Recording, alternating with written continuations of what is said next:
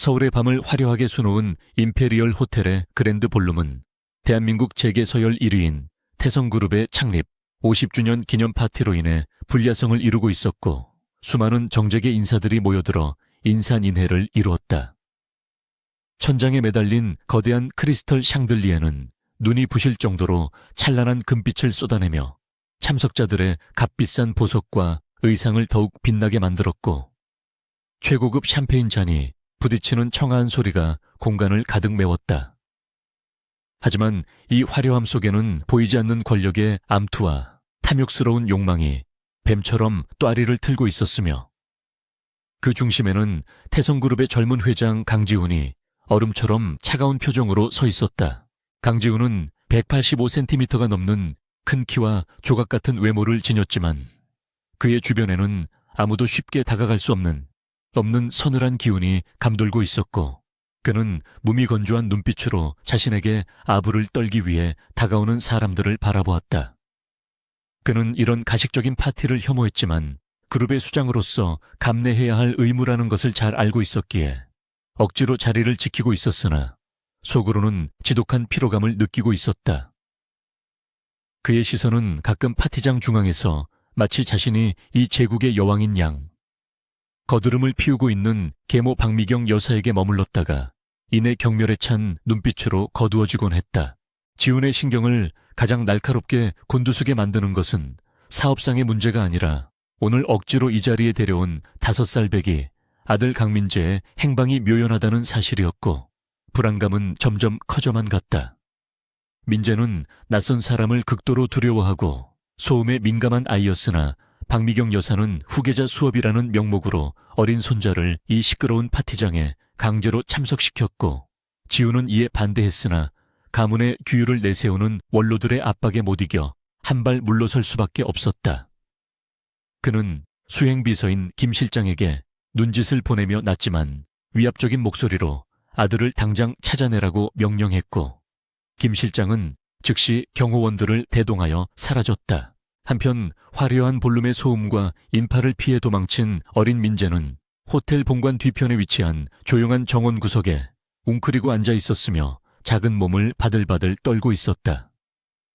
아이에게는 샹들리에의 밝은 빛도 사람들의 시끄러운 웃음소리도 모두 공포스러운 괴물의 포효처럼 느껴졌기에 본능적으로 어둡고 조용한 곳을 찾아 숨어든 것이었지만 공포심은 쉽게 가라앉지 않았다. 민재는 무릎에 얼굴을 파묻은 채 엄마를 불렀지만 태어나서 한 번도 본 적 없는 엄마의 얼굴은 꿈속에서조차 흐릿하기만 했고, 그 사실이 아이를 더욱 서럽게 만들었다. 그때 정원의 고요함을 깨뜨리는 불청객들이 나타났는데, 그들은 파티에 참석한 고위 임원들의 자제들로 평소에도 민재가 엄마 없는 아이라며 뒤에서 수군거리던 짓궂은 아이들이었다. 그들은 웅크리고 있는 민재를 발견하자마자 사악한 미소를 지으며 다가왔고, 손에는 파티장에서 몰래 들고 나온 케이크 조각과 음식들이 들려있어 불길한 예감을 자아냈다. 그중 대장 노릇을 하는 덩치 큰 아이가 민재의 머리에 케이크 크림을 묻히며 비릿한 조소를 날렸고, 민재는 공포에 질려 아무런 반항도 하지 못한 채 눈물만 뚝뚝 흘렸다. 아이들은 민재가 반항하지 않자 더욱 기고만장해져서 심한 말로 모욕을 주기 시작했는데, 벙거리라느니 엄마가 도망갔다느니 하는 잔인한 말들이 비수처럼 민재의 가슴에 꽂혔다. 민재는 도망치고 싶었지만 공포로 인해 다리가 얼어붙어 꼼짝도 할 수 없었고, 그저 이 끔찍한 시간이 빨리 지나가기만을 기도하며 두 눈을 질끈 감았다. 바로 그 순간 정원 입구 쪽에서 굽 높은 구두가 돌바닥을 두드리는 또각또각 소리가 들려왔고, 아이들의 웃음소리가 일순간에 뚝 그쳤다. 달빛을 등지고 서 있는 한 여인의 실루엣은 마치 밤의 여신처럼 신비롭고 고혹적이었으며, 그녀는 몸매를 드러내는 검은색 롱드레스를 입고 있었고 어깨에 걸친 쇼리바람에 흩날리고 있었다. 그녀는 천천히 아이들에게 다가왔는데 그녀의 얼굴은 숨 막힐 듯이 아름다웠지만 그 눈빛은 한겨울의 칼바람처럼 매섭고 차가워서 아이들을 주눅들게 만들기에 충분했다. 그녀는 비비안 리라는 이름으로 알려진 세계적인 투자자였지만 사실 그녀의 정체는 5년 전 죽은 것으로 알려진 지은의 아내 이서연이었다. 서연은 떨고 있는 민재를 보자마자 심장이 덜컥 내려앉는 것 같은 고통을 느꼈지만 애써 침착함을 유지하며 아이들을 향해 낮지만 서늘한 목소리로 당장 꺼지라고 일갈했다. 그녀의 기세에 눌린 아이들은 들고 있던 음식물들을 바닥에 떨어뜨리고는 비명을 지르며 정원 밖으로 줄행랑을 쳤고 정원에는 다시 고요함이 찾아왔다.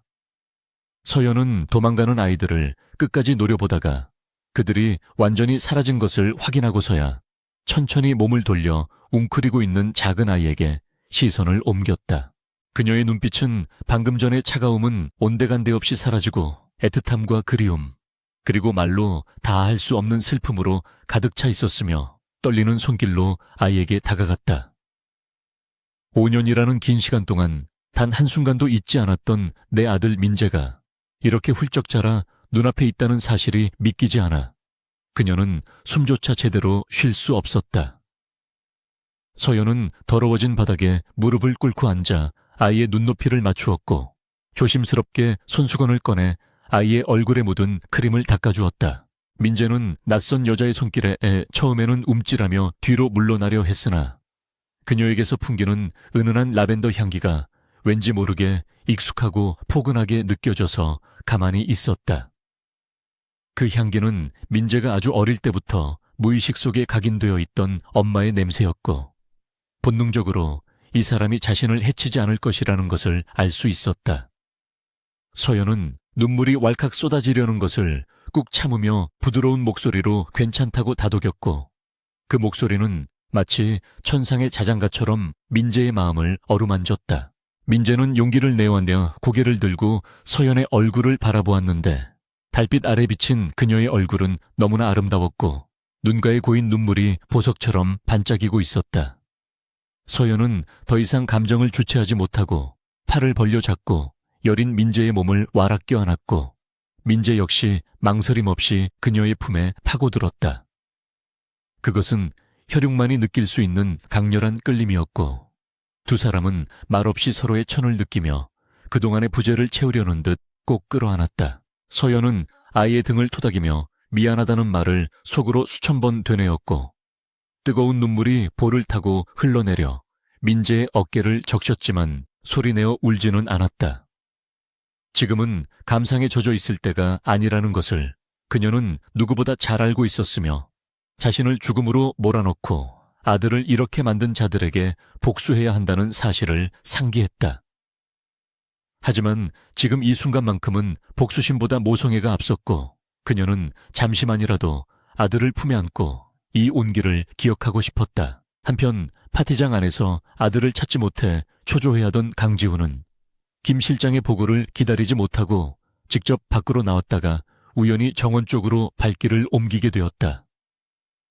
그는 평소 냉철하고 이성적인 판단력을 자랑하는 사업가였지만 아들과 관련된 일이라면 맹수처럼 예민해지는 경향이 있었기에 본능적으로 아들이 있을 만한 곳을 감지했다. 정원 입구에 들어선 지훈은 낯선 여인이 자신의 아들을 품에 안고 있는 모습을 발견하고는 그 자리에 못 박힌 듯 멈춰 섰다. 지훈의 눈동자가 흔들렸는데 낯선 여자의 뒷모습에서 묘한 기시감을 느꼈기 때문이었고 그녀가 민재를 안고 있는 모습이 너무나 자연스러워 보였기 때문이었다. 평소라면 낯선 사람의 접근을 거부하고 발작을 일으켰을 민재가 그 여자의 품에서는 세상에서 가장 편안한 표정으로 안겨있다는 사실이 지훈에게는 충격이었다. 질투심과 의구심 그리고 알 수 없는 그리움이 뒤섞인 복잡한 감정이 가슴 밑바닥에서부터 끌어올라 지훈은 주먹을 꽉 쥐었다. 그는 천천히 발소리를 죽이며 그들에게 다가갔고 달빛이 비치는 각도에 따라 여자의 옆얼굴이 살짝 드러났을 때 지훈의 심장은 멎을 것만 같았다. 비록 5년이라는 세월이 흘러 분위기는 많이 달라졌지만 그 이목구비와 분위기는 죽은 아내 이서연과 너무나 닮아 있었기에 그는 자신의 눈을 의심할 수밖에 없었다. 하지만 이성적으로 생각했을 때 죽은 아내가 살아 돌아올 리 만무했고 설령 살아있다 해도 이런 모습으로 나타날 리가 없다고 부정했다. 지훈은 혼란스러운 마음을 다잡으며 거칠게 숨을 몰아쉬었고 그의 인기척을 느낀 서연이 천천히 고개를 돌려 그를 바라보았다. 두 사람의 시선이 허공에서 얽히는 순간 정원에는 숨막히는 정적이 흘렀고 오직 분수대의 물소리만이 그들의 거친 심장박동 소리를 감추어 주었다. 서연의 눈빛은 당당하고 차가웠지만 그 깊은 곳에는 지훈을 향한 원망과 애정이 소용돌이치고 있었고 지훈은 그녀의 눈빛에 압도되어 아무 말도 할 수 없었다. 누구십니까? 지훈이 겨우 입을 열어 물었지만 목소리는 평소답지 않게 떨리고 있었고 그의 시선은 여전히 서연의 얼굴에서 떼지 못한 채 고정되어 있었다. 서연은 민재를 아는 팔에 조금 더 힘을 주며 천천히 자리에서 일어났고 우아하면서도 도도한 자태로 지훈을 정면으로 응시했다. 그녀는 지금 자신의 정체를 밝힐 생각이 없었기에 완벽하게 비비안리라는 가면을 쓰고 그를 대해야만 했다. 아이를 혼자 두셨더군요. 회장님.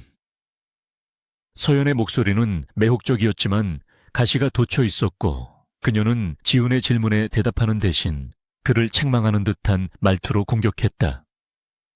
지훈은 그녀의 당돌한 태도에 당황하면서도 그녀에게서 풍겨나오는 압도적인 카리스마에 묘한 전율을 느꼈다. 이 여자는 누구인가? 왜 내 아들을 안고 있으며 왜 나를 그런 눈으로 바라보는가? 수만 가지 질문이 지훈의 머릿속을 맴돌았다. 그때 김 실장이 숨을 헐떡이며 정원으로 달려왔고 묘한 대치 상황을 목격하고는 당황하여 멈칫했으나 이내 상황을 수습하기 위해 지훈의 곁으로 다가왔다. 회장님, 도련님을 찾으셨군요. 다행입니다. 김 실장의 말에 지훈은 퍼뜩 정신을 차리고 서연에게서 시선을 거두어 민재를 바라보았으나 민재는 여전히 서연의 손을 꼭 잡고 놓지 않으려 했다. 서연은 민재의 손을 부드럽게 쓰다듬으며 아이에게 작별 인사를 건넸다. 이제 아빠가 오셨으니 가보렴. 우리는 또 만나게 될 거야. 그녀의 말에는 확신이 담겨 있었고 민재는 아쉬운 표정으로 그녀의 손을 놓았지만 시선은 계속해서 그녀를 향해 있었다. 지훈은 아들을 안아 올리며 다시 한번 서연을 쳐다보았고 그녀는 알 수 없는 미소를 지으며 어둠 속으로 유유히 사라졌다. 정원의 어둠 속으로 여인의 모습이 완전히 사라진 후에도 강지훈은 그 자리에 못 박힌 듯 서 있었고 그의 시선은 여전히 그녀가 사라진 방향을 향해 고정되어 있었다. 밤바람에 실려온 그녀의 잔향은 이상하리만큼 강렬하게 그의 코끝을 자극했는데 그것은 고급스러운 향수 냄새라기보다는 기억의 심연 속에 묻어두었던 그리운 사람의 살냄새와 닮아 있었다. 지훈의 가슴 속에서 정체를 알 수 없는 거대한 파도가 일렁이기 시작했고 그는 혼란스러운 감정을 진정시키기 위해 깊은 숨을 들이마셨다. 품에 안긴 민재는 여전히 여자가 사라진 쪽을 바라보며 작은 손으로 지훈의 옷자락을 꽉 움켜쥐고 있었는데 아이의 몸은 더 이상 떨리지 않고 있었다. 지훈은 아이의 변화를 감지하고 의아함을 느끼며 민재를 내려다보았고 달빛에 비친 아이의 눈동자는 방금 전의 공포가 거짓말인 것처럼 차분하게 가라앉아 있었다. 평소 낯선 사람과 눈만 마주쳐도 자지러지게 울던 아이가 처음 보는 여자의 품에서 안정을 찾았다는 사실은 지훈에게 큰 충격으로 다가왔다. 민재야, 괜찮니? 지훈이 낮고 부드러운 목소리로 물으며 아이의 뺨에 묻은 케이크 자국을 엄지손가락으로 조심스럽게 닦아주었고 아이는 고개를 끄덕였다. 지훈은 잠시 망설이다가 마음속에 품고 있던 의문을 꺼내놓았는데 아까 그 아줌마 누구인지 아니? 라고 물었다. 민재는 고개를 저으며 모른다는 의사를 표시했지만 잠시 후 작은 입술을 달싹이며 지훈의 귓가의 충격적인 말을 속삭였다. 엄마 냄새가 났어. 아이의 그 한마디는 지훈의 심장에 비수처럼 꽂혔고 그는 순간적으로 숨이 턱 막히는 고통을 느꼈다. 엄마 냄새라니. 태어나자마자 어미를 잃은 아이가 어떻게 엄마의 냄새를 기억할 수 있다는 말인가. 지훈은 부정하고 싶었지만 아들의 말은 그의 가슴 깊은 곳에 잠들어 있던 의심의 불씨에 기름을 부은 격이 되었다. 지훈은 복잡한 심경을 감추며 민재를 더욱 단단히 안아 올렸고 아이의 머리를 감싸 안으며 정원을 빠져나와 다시 화려한 파티장이 있는 본관으로 향했다. 문을 열고 들어서는 순간 쏟아지는 눈부신 조명과 시끄러운 음악 소리가 그를 방했지만 지훈에게는 그 모든 것이 거슬리는 소음으로만 느껴졌다. 파티장 안의 사람들은 회장이 아들을 안고 돌아오는 모습을 호기심 어린 눈빛으로 바라보았지만 지훈의 서늘한 표정에 기가 눌려 아무도 말을 걸지 못했다. 그는 성큼성큼 걸어가 한쪽 구석에서 불안한 표정으로 서성이고 있던 보모에게 다가갔고 보모는 지훈의 살벌한 눈빛을 보자마자 사색이 되어 고개를 숙였다. 도련님을 방으로 모셔가서 씻기고 재워. 그리고 오늘 일은 나중에 따로 책임을 묻겠다. 지훈의 목소리는 낮았지만 그 안에 담긴 분노는 명확했고 보모는 벌벌 떨며 민재를 받아안고 황급히 자리를 떴다. 민재가 사라지자 지훈은 곧바로 뒤따라온 김 실장을 불러 세웠고 주변의 시선을 차단하기 위해 그를 데리고 인적이 드문 테라스 쪽으로 이동했다. 아까 그 여자, 정체를 알아냈나? 지훈은 평소보다 급한 어조로 물었고 김 실장은 태블릿 PC를 꺼내며 보고를 시작했다. 김 실장은 지훈의 지시가 떨어지자마자 이미 현장 보안팀을 통해 정보를 수집해둔 상태였다. 네, 회장님. 확인 결과 그분의 이름은 비비안 리라고 합니다. 미국 월가에서 활동하는 사모펀드인 골든게이트의 아시아 지부 대표로 이번에 새로 부임했다고 합니다. 김 실장의 보고에 지훈의 미간이 좁혀졌다. 비비안 리, 처음 듣는 이름이었지만 그 이름이 주는 울림은 낯설면서도 기묘하게 익숙했다. 투자자라니. 그렇다면 오늘 파티에 초대된 것은 비즈니스 관계 때문이라는 말인가? 미국에서 왔다고. 한국에는 연고가 전혀 없는 건가? 지훈이 날카롭게 되물었고 김 실장은 태블릿 화면을 넘기며 추가 정보를 확인했다. 공식적인 기록상으로는 재미교포 3세로 되어 있습니다. 스탠퍼드 대학을 졸업하고 월가에서 초고속 승진을 거듭한 전설적인 인물이라고 하더군요. 한국 방문은 이번이 처음이라고 기록되어 있습니다. 모든 정보가 완벽하게 맞아떨어졌지만 지훈의 직감은 여전히 경고음을 울리고 있었다. 재미교포 3세에 한국 방문이 처음인 여자가 어떻게 한국말을 그렇게 유창하게 구사할 수 있으며 무엇보다 민재를 다루는 그 능숙함은 어디서 나온 것인가. 지훈은 김 실장에게서 태블릿을 건네받아 화면 속에 떠있는 비비안 리의 프로필 사진을 뚫어지게 응시했다. 사진 속의 그녀는 자신감 넘치는 미소를 짓고 있었지만 그 눈매와 인매는 기억 속의 아내 이서연과 소름 끼치도록 닮아 있었다.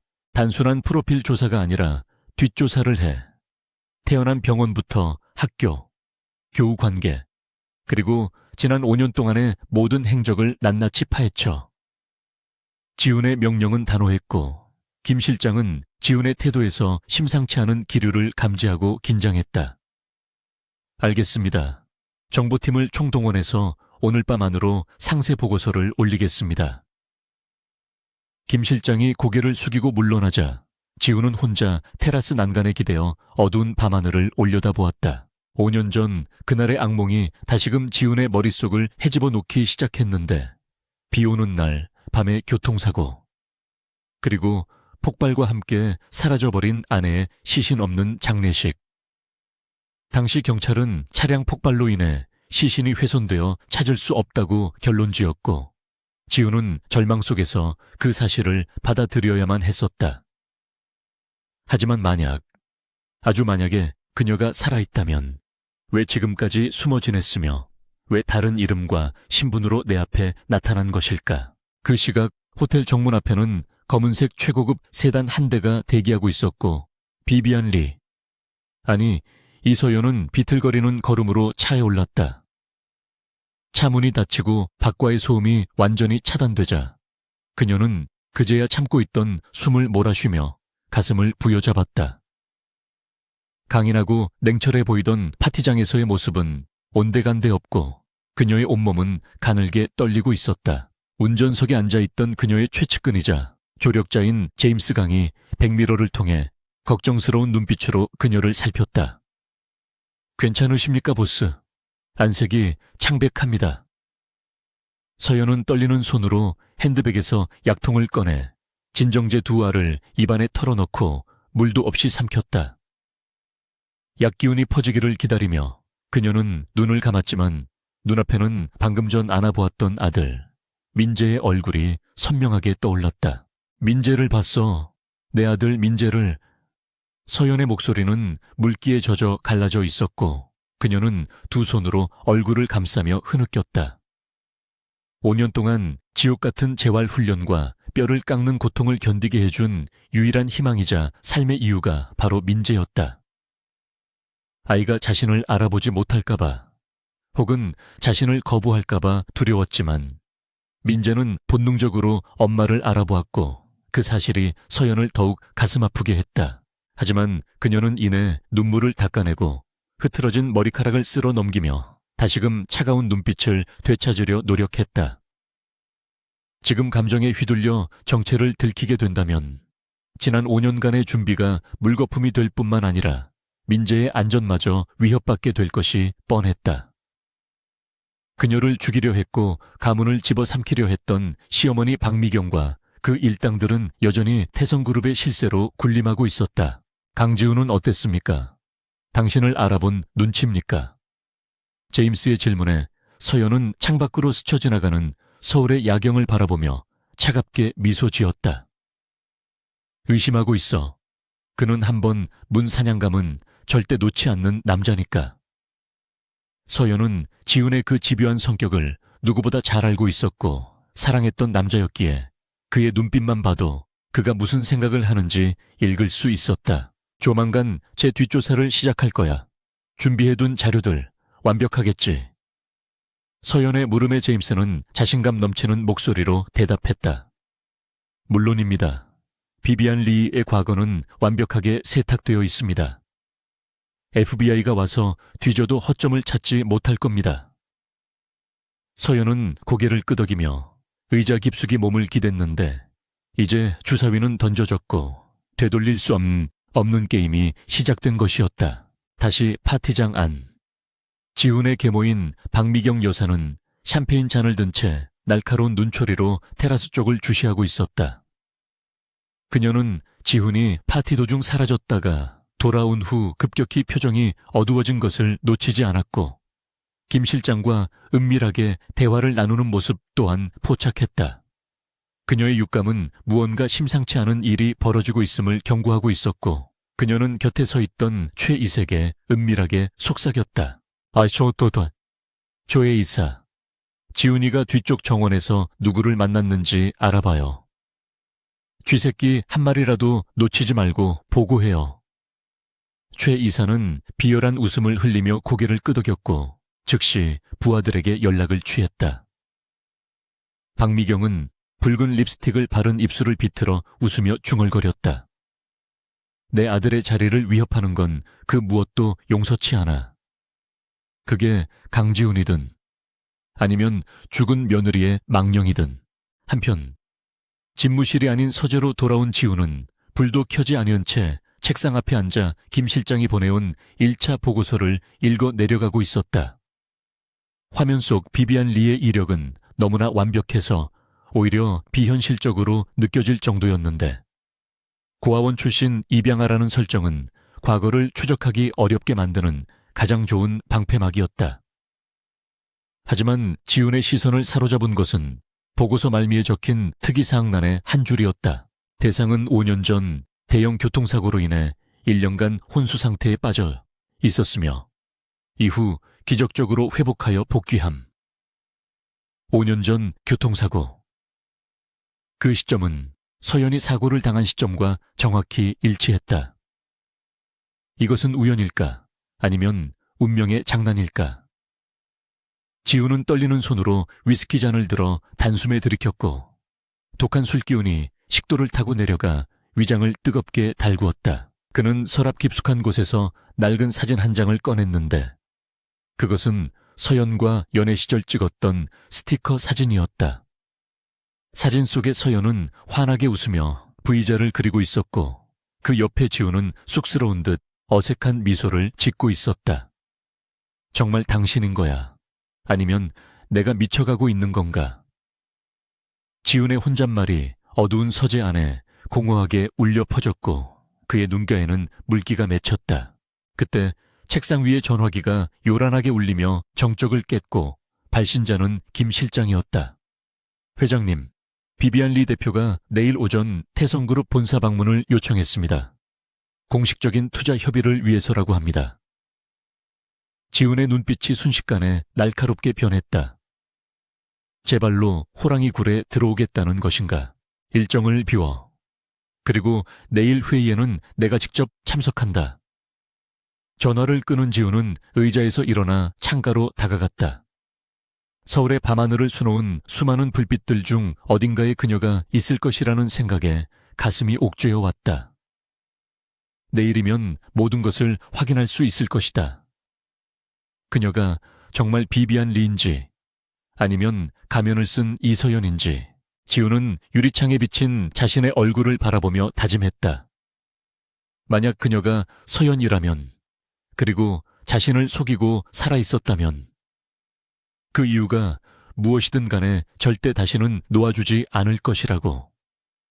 설령 그것이 그녀를 가두는 감옥이 된다 할지라도 그는 그녀를 자신의 곁에 묶어둘 준비가 되어 있었다. 밤은 깊어가고 다가올 아침은 폭풍전야처럼 고요하면서도 위태로웠다. 다음날 아침 태성그룹 본사 50층에 위치한 대회의실에는 숨막힐 듯한 긴장감이 감돌고 있었으며 창밖으로 보이는 서울의 정형은 눈부시게 아름다웠지만 회의실 내부의 공기는 얼음장처럼 차가웠다. 강지훈 회장은 상석에 앉아 무표정한 얼굴로 손목시계를 바라보고 있었고 그의 양옆으로는 그룹의 핵심 임원들이 배석해 있었는데 그 중에는 그의 계모인 박미경 이사와 그녀의 측근인 최상무도 포함되어 있었다.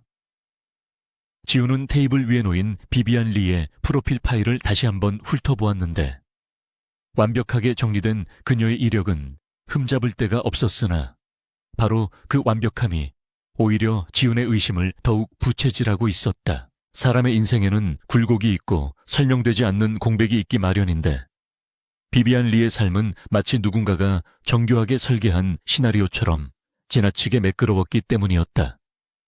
지훈의 손가락이 톡톡 소리를 내며 테이블을 두드렸고 그 규칙적인 소음은 회의실 안의 정막을 더욱 불안하게 만들었으며 임원들은 회장의 심기를 건드리지 않기 위해 숨소리조차 죽이고 있었다. 박미경 이사는 겉으로는 여유로운 미소를 띠고 있었지만 속으로는 지훈이 왜 이토록 이번 투자건에 직접 관여하려고 하는지 의구심을 품고 있었으며 그녀의 눈동자는 끊임없이 굴러가며 계산을 하고 있었다. 정확히 약속된 시간이 되자 회의실의 육중한 문이 열리고 비서실장의 안내를 받으며 비비안 리가 모습을 드러냈는데 그녀의 등장은 마치 전장에 나서는 장군의 출정식처럼 위압적이었다. 어젯밤의 고혹적인 블랙드레스 대신 그녀는 날카로운 재단이 돋보이는 순백의 정장을 입고 있었는데 그것은 마치 그녀의 결백을 주장하는 동시에 상대를 압도하겠다는 무언의 선전포고와도 같았다. 그녀가 걸음을 옮길 때마다 또각거리는 구두 소리가 회의실 바닥을 울렸고 그녀의 뒤로는 유능해 보이는 수행원들이 따르고 있었지만 모든 시선은 오로지 비비안에게만 집중되었다. 지훈은 자리에서 일어나지 않은 채 그녀를 응시했는데 밝은 조명 아래서 마주한 그녀의 얼굴은 죽은 아내 서연과 더욱 닮아 있었으나 그 눈빛만은 전혀 달랐다. 서연의 눈이 봄날의 햇살처럼 따스하고 수줍었다면 비비안의 눈은 모든 것을 꿰뚫어 보는 듯한 냉철함과 오만함으로 무장되어 있었다. 비비안은 지훈의 강렬한 시선을 피하지 않고 똑바로 마주보며 입가에 여유로운 미소를 띄었는데 그 미소는 상대를 안심시키는 것이 아니라 긴장하게 만드는 종류의 것이었다. 반갑습니다. 강지훈 회장님. 골든게이트의 비비안 리입니다. 그녀의 목소리는 맑고 또렷했으나 그 안에는 거부할 수 없는 힘이 실려 있었고 그녀는 먼저 손을 내밀지 않고 가볍게 목례만 한 뒤 지정된 자리에 앉았다. 지훈은 그녀의 당당한 태도에 묘한 기시감을 느끼며 입을 열었다. 먼 길 오시느라 수고하셨습니다. 태성그룹에 대한 관심이 지대하시다고 들었습니다. 본격적인 회의가 시작되자 분위기는 급변했는데 최 상무가 먼저 준비된 프레젠테이션을 시작하며 태성그룹이 야심차게 추진 중인 스마트시티 프로젝트에 대해 설명하기 시작했다. 그는 화려한 그래픽과 부풀려진 예상 수익률을 제시하며 이 프로젝트가 얼마나 매력적인 투자처인지를 강조했고, 박미경 이사는 만족스러운 표정으로 고개를 끄덕였다. 하지만 비비안은 시종일관 무표정한 얼굴로 스크린을 응시할 뿐 어떠한 반응도 보이지 않았고, 그녀의 침묵은 발표자를 점점 초조하게 만들었다. 발표가 끝나자 최 상무는 자신만만한 표정으로 비비안을 바라보며 질문을 유도했으나 비비안은 천천히 태블릿 PC를 켜며 입을 열었다. 화려한 청사진은 잘 봤습니다. 하지만 제가 검토한 데이터와는 상당한 괴리가 있더군요. 그녀의 말 한마디에 회의실의 공기가 순식간에 얼어붙었고 최 상무의 얼굴이 붉게 달아올랐다. 괴리라니요, 비비안 대표님. 저희 태성그룹의 분석팀이 수개월간 철저하게 검증한 자료입니다. 최 상무가 반발하자 비비안은 차가운 웃음을 터뜨리며 화면에 새로운 데이터를 띄웠다. 검증을 하셨다니 이상하군요.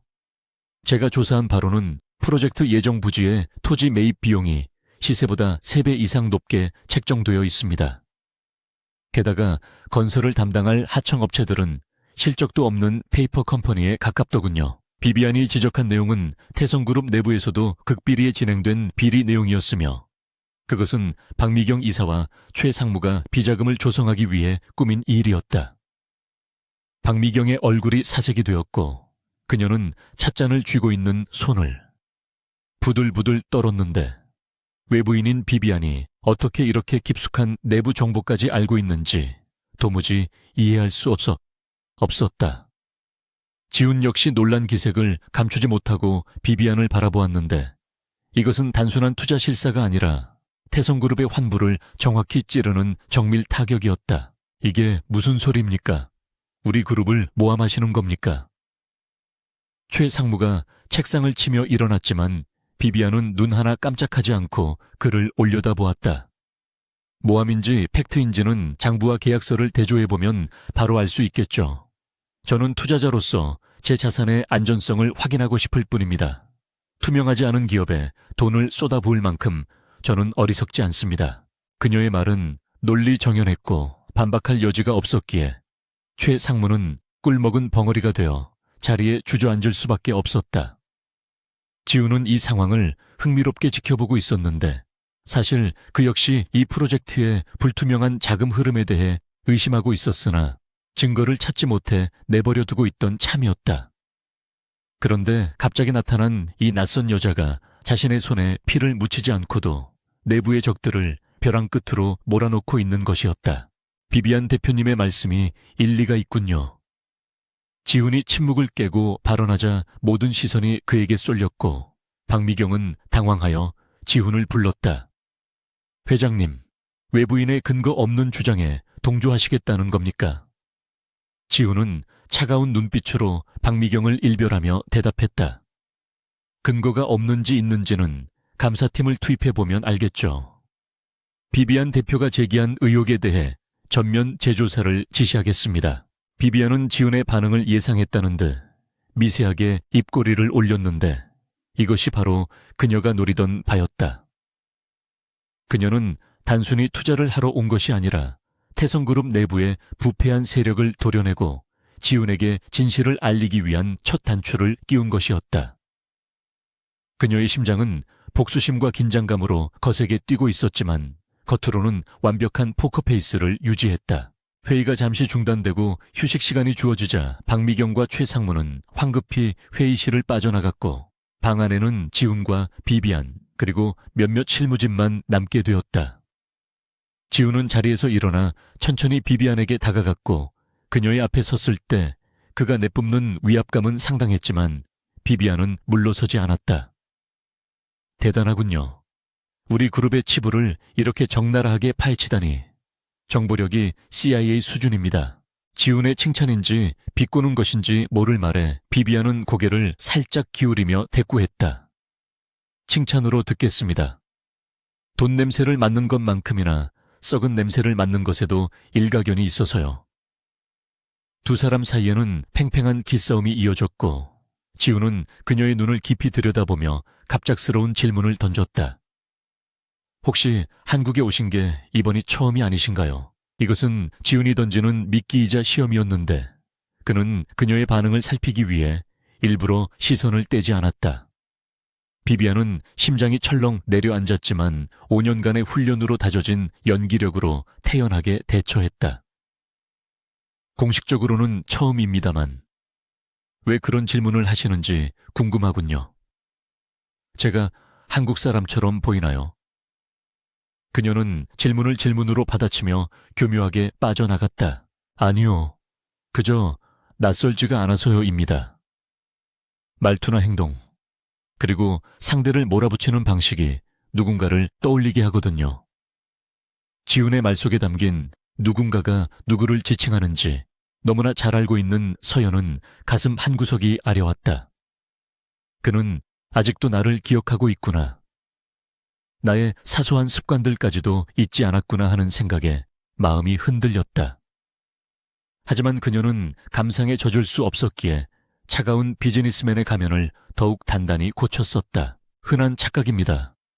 회장님, 전 세계 어디를 가나 저와 닮은 사람은 있기 마련이니까요. 하지만 비즈니스에서 사적인 감정이나 과거의 기억을 개입시키는 건 프로답지 못하다고 생각합니다.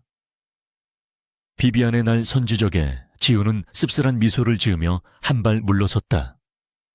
충고 감사합니다. 하지만 제 직감은 꽤나 정확한 편이라서요. 앞으로 자주 보게 될 텐데 그때마다 증명해 주시죠. 당신이 제가 아는 그 사람이 아니라는 것을. 그때 비서실장이 들어와 오찬 장소가 준비되었음을 알렸고 두 사람의 아슬아슬한 대화는 중단되었다. 비비안은 자리에서 일어나며 서류 가방을 챙겼고 지훈은 매너 있게 문을 열어주며 그녀를 에스코트했다. 복도로 나오자 수많은 직원들이 호기심 어린 눈으로 그들을 바라보았는데 젊은 회장과 미모의 여성 투자자가 나란히 걷는 모습은 그 자체로 화제거리였다. 하지만 비비안의 마음은 편치 않았는데 아까 회의실에서 박미경이 쏘아보던 살기 어린 눈빛을 기억하고 있었기 때문이었다. 박미경은 결코 쉽게 물러날 사람이 아니었고 자신의 비리가 드러날 위기에 처하면 무슨 짓이든 저지를 여자였다. 서연은 5년 전 브레이크가 고장난 차 안에서 느꼈던 공포를 떠올리며 주먹을 꽉 쥐었다. 이번에는 당하지 않을 것이다. 오히려 그들이 쳐놓은 덫을 이용해 그들을 파멸시킬 것이다. 점심 식사는 호텔의 VIP 룸에서 진행되었지만 음식의 맛을 느낄 겨를은 없었고 대화는 시종일관 비즈니스와 관련된 탐색전으로 이어졌다. 식사가 끝날 무렵 비비안은 냅킨으로 입을 닦으며 짐짓 무심한 듯 한 가지 제안을 던졌다. 이번 프로젝트 재검토가 끝날 때까지 제가 한국에 머무는 동안 태성그룹의 전반적인 운영 시스템도 한번 살펴보고 싶군요. 투자가 확정되기 전에 실사 과정이라고 이해해 주시면 좋겠습니다. 그것은 사실상 태성그룹의 심장부로 들어가겠다는 선전포고였으나 지훈은 잠시 고민하는 듯 하더니 의외로 흔쾌히 수락했다. 좋습니다. 숨길 게 없는 회사라면 두려울 것도 없겠죠. 제 집무실 옆에 임시 사무실을 마련해 드리겠습니다. 지훈의 결정에 배석한 임원들은 경악했지만 감히 토를 달지는 못했다. 지훈은 적을 가까이 두고 감시하려는 의도였고 비비안은 적진 깊숙이 침투하려는 의도였으니 두 사람의 이해관계가 묘하게 맞아떨어진 셈이었다. 식사를 마치고 나오는 길에 비비안은 화장실에 들렀는데 거울 속에 자신을 보며 깊은 한숨을 내쉬었다. 긴장이 풀리자 손끝이 가늘게 떨려왔고 그녀는 찬물로 손을 씻으며 마음을 다잡았다. 그때 화장실 문이 거칠게 열리며 박미경 이사가 들어왔고 수행원들을 모두 물리친 뒤 문을 잠갔다.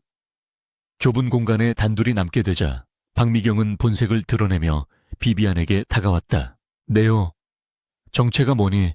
어디서 굴러먹던 계집애가 감히 내 사업에 초를 쳐. 박미경의 목소리는 도끼로 가득 차 있었고 그녀의 손가락은 비비안의 코앞을 가리키고 있었다. 비비안은 천천히 물기를 닦으며 거울을 통해 박미경을 바라보았는데 그 눈빛은 먹잇감을 노려보는 맹수처럼 서늘했다. 말 조심하시죠, 박 이사님. 저는 태성그룹의 미래를 좌지우지할 수 있는 투자자입니다. 예의를 갖추시는 게 좋을 텐데요. 투자자 웃기지 마. 네가 알고 있는 그 정보들. 내부 조력자 없이는 절대 알 수 없는 것들이야. 누구야? 누가 너한테 정보를 넘겼어? 박미경이 비비안의 팔을 거칠게 잡아챘지만 비비안은 순식간에 그녀의 손목을 비틀어 제압했다. 비비안은 5년간 호신술과 격투기를 연마해왔기에 늙은 여자의 힘 따위는 아무것도 아니었다. 아, 박미경이 고통에 찬 비명을 질렀다. 비비안은 박미경의 귀에 입을 가져다 대고 나직하게 속삭였다. 범인을 찾고 싶으시면 거울을 보세요. 당신이 저지른 짓들이 너무 많아서 흔적을 지우지 못한 것뿐이니까. 그리고 내 몸에 다시 한번 손을 댔다가는 그 손목 영영 쓰지 못하게 만들어 드릴 겁니다. 비비안이 손을 놓자 박미경은 비틀거리며 세면대 쪽으로 밀려났고 공포와 분노가 뒤섞인 눈으로 비비안을 노려보았다. 네오, 너 보통 내기가 아니구나. 두고 보자. 내 구역에 들어온 걸 후회하게 만들어줄 테니까. 박미경은 악담을 퍼부으며 화장실을 뛰쳐나갔고 비비안은 흐트러진 옷매무새를 정리하며 차가운 미소를 지었다. 전쟁은 이미 시작되었고 첫 번째 전투에서의 승리는 명백히 비비안의 것이었다. 그녀는 핸드백에서 립스틱을 꺼내 붉게 덧바르며 거울 속에 자신에게 말했다. 기대해. 어머니, 이건 시작에 불과하니까. 한편 집무실로 돌아온 지우는 김 실장을 불러 은밀한 지시를 내렸다. 비비안 리의 숙소가 어디지 그 주변 감시를 강화해. 그리고 그녀가 만나는 모든 사람을 체크해. 특히 민재와 접촉하려 하는지 예의주시하도록. 지우는 책상 위에 놓인 가족 사진을 바라보았다. 사진 속에 어린 민재와 행복하게 웃고 있는 서연. 그는 사진을 덮어버리며 고뇌에 찬 표정을 지었다. 그의 머릿속에서는 이성과 감성이 치열하게 싸우고 있었는데 이성은 그녀가 서연일 리 없다고 말하고 있었지만 감성은 그녀가 서연이기를 간절히 바라고 있었다. 그리고 오늘 회의실에서 보여준 그녀의 능력과 박미경을 쥐락펴락하던 대담함은 과거에 유약했던 서연과는 너무나 달랐기에 혼란은 가중되었다. 만약 그녀가 서연이라면 도대체 지난 5년 동안 무슨 일이 있었던 것일까? 그날 밤 지우는 퇴근하지 않고 늦게까지 회사에 남아 서류를 검토하고 있었는데 사실은 일이 손에 잡히지 않아 시간만 죽이고 있는 셈이었다. 그때 창밖으로 비가 내리기 시작했고 빗줄기가 유리창을 때리는 소리가 적막한 사무실을 채웠다. 5년 전 그날도 비가 내렸었다. 지우는 자리에서 일어나 창가로 다가가 아래를 내려다보았는데 마침 회사 로비를 빠져나가는 비비안의 차가 보였다. 그녀의 차는 빗속을 뚫고 어디론가 향하고 있었고 지우는 충동적으로 재킷을 집어들고 사무실을 나섰다. 자신이 직접 확인해봐야 할 것이 있었다. 그녀가 정말로 기억을 잃은 타인인지 아니면 자신을 속이고 있는 아내인지. 지우는 자신의 차에 올라타 비비안의 차를 뒤쫓기 시작했고 빗길 속의 추격전은 그렇게 시작되었다. 그의 심장은 엑셀러레이터를 밟는 발끝만큼이나 거세게 요동치고 있었다. 억수같이 쏟아지는 빗줄기는 서울의 밤거리를 집어삼킬 듯이 기세등등했고 강지훈의 검은색 세단은 앞서가는 비비안의 차량을 일정한 간격을 두고 뒤쫓고 있었다. 와이퍼가 부지런히 움직이며 앞유리를 닦아냈지만 시야는 흐릿했고 지훈의 마음 역시 빗물에 번진 넌사인처럼 혼란스럽게 일렁이고 있었다. 그녀는 도대체 이 폭우를 뚫고 어디로 가려는 것일까? 의문이 꼬리를 물고 이어지는 가운데 앞차의 브레이크 등이 붉게 타오르며 속도를 줄이기 시작했다. 그녀가 멈춘 곳은 화려한 강남의 중심가가 아니라 강북의 오래된 골목 어귀에 자리 잡은 허름한 포장마차촌이었다. 지우는 멀찌감치 차를 세우고 시동을 끈 채 우산을 쓰고 차에서 내리는 비비안의 모습을 숨죽여 지켜보았다. 그곳은 5년 전 그와 서연이 세상의 눈을 피해 몰래 데이트를 즐기던 추억의 장소였기에 지훈의 심장은 쿵쿵 소리를 내며 거칠게 뛰기 시작했다. 비비안은 익숙한 듯 포장마차의 비닐 천막을 걷고 안으로 들어갔고 지훈은 차창을 조금 내린 채 빗소리에 섞여 들려오는 희미한 말소리에 귀를 기울이려 애썼다. 그녀는 구석진 자리에 앉아 우동 한 그릇과 소주 한 병을 주문했고 김이 모락모락 나는 국물을 바라보며 깊은 상념에 잠긴 듯했다. 화려한 재벌가의 며느리였던 서연이 소박한 포장마차 우동을 좋아했다는 사실은 오직 지훈만이 알고 있는 비밀이었다.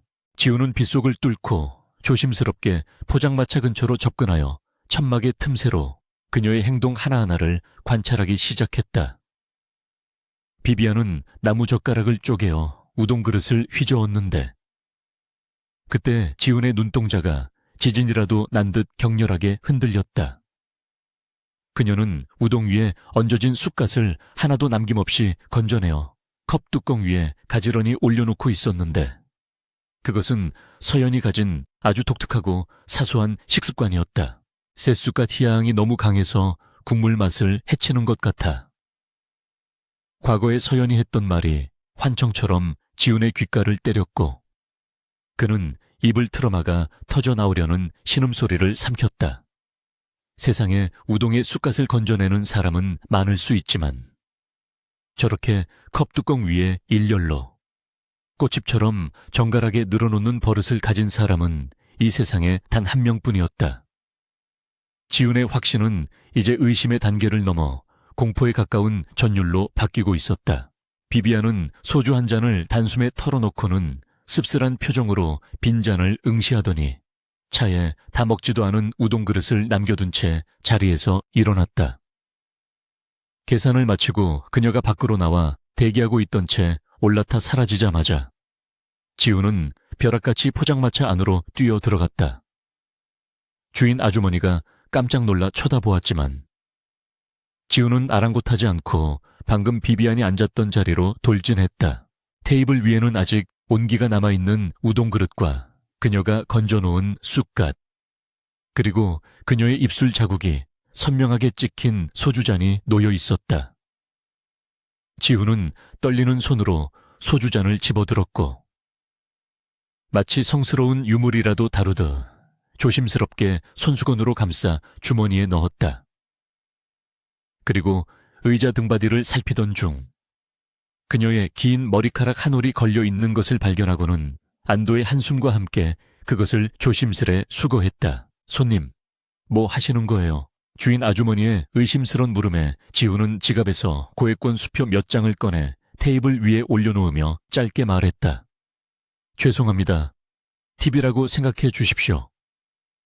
그는 뒤도 돌아보지 않고 빗속으로 뛰쳐나와 자신의 채에 올랐고 젖은 머리카락에서 물이 뚝뚝 떨어졌지만 차가운 감각조차 느껴지지 않았다. 그는 즉시 평소 알고 지내던 대학병원의 유전자 분석센터장에게 전화를 걸어 지금 당장 검사를 진행할 수 있도록 준비하라고 지시했다.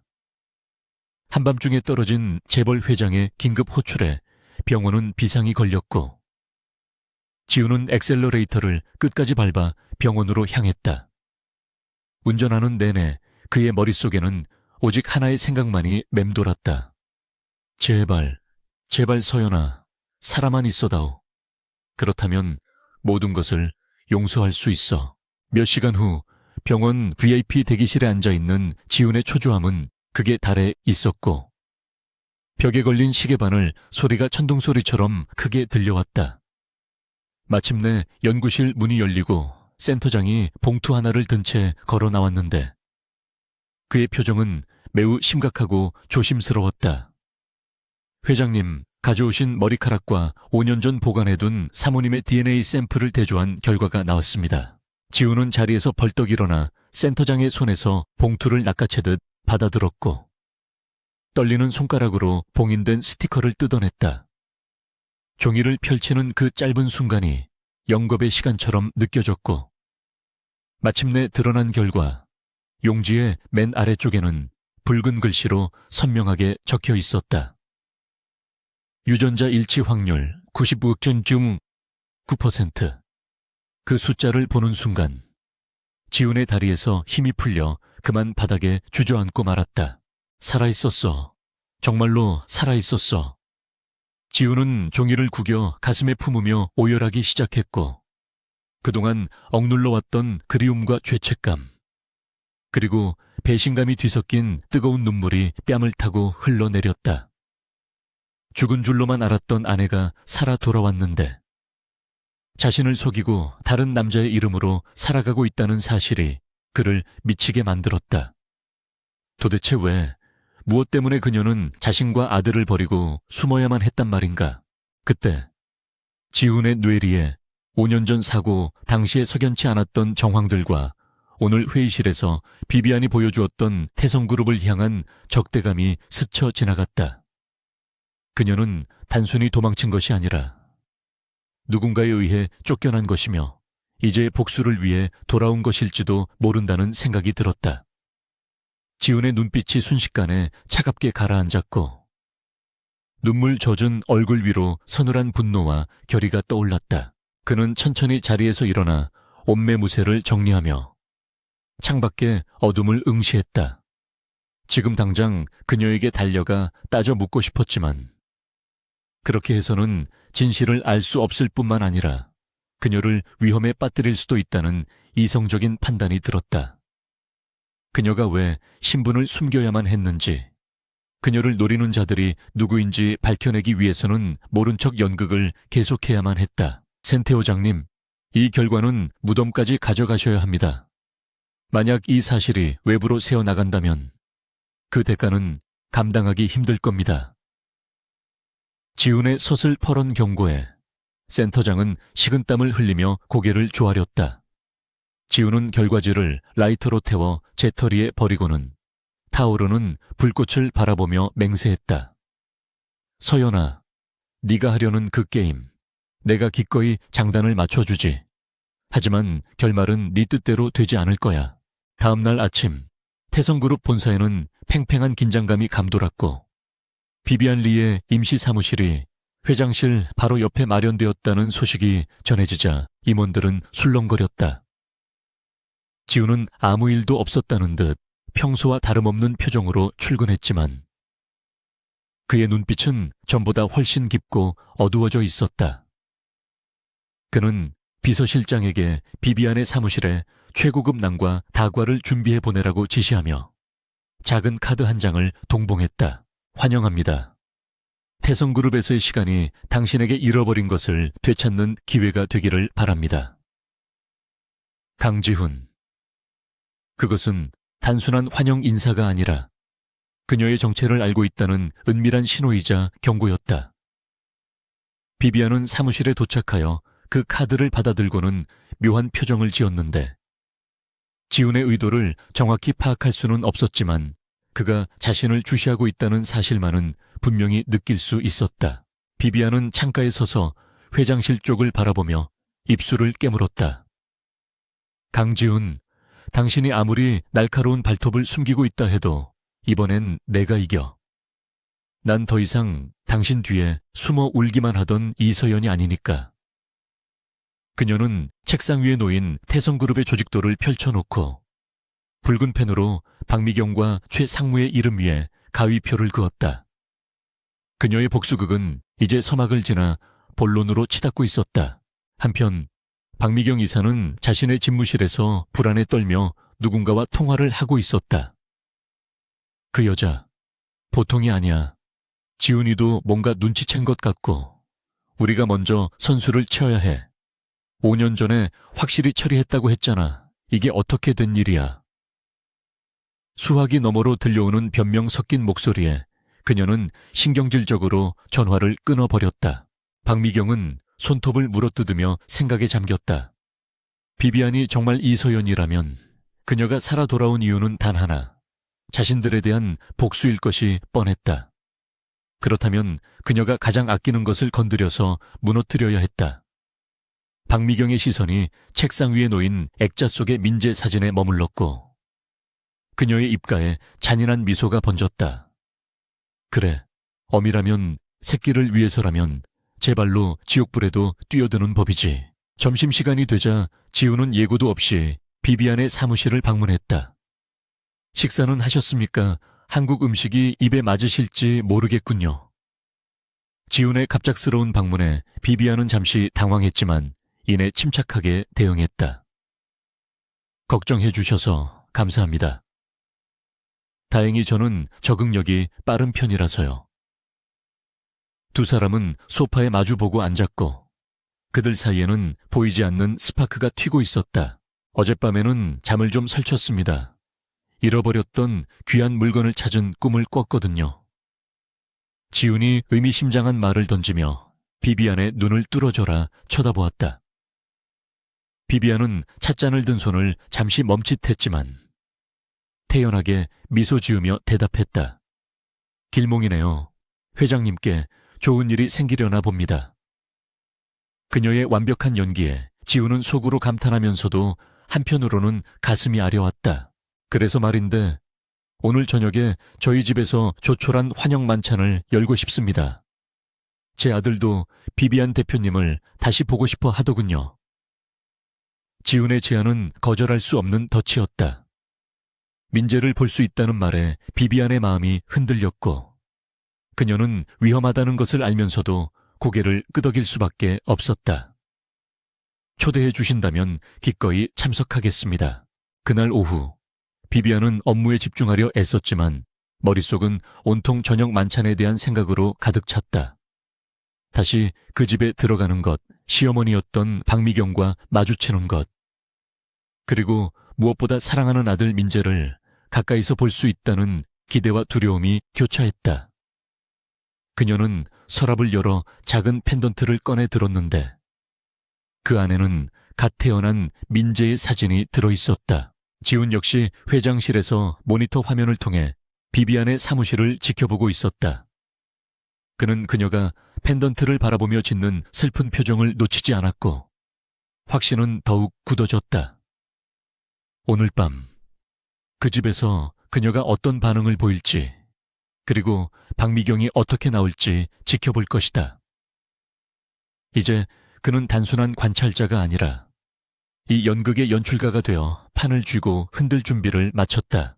강지훈 회장의 저택은 서울 평창동 언덕 위에 요새처럼 자리 잡고 있었으며 육중한 철문이 열리고 비비안 리의 차가 진입로를 따라 올라가는 동안 그녀는 밀려오는 기억의 파도와 싸워야 했다.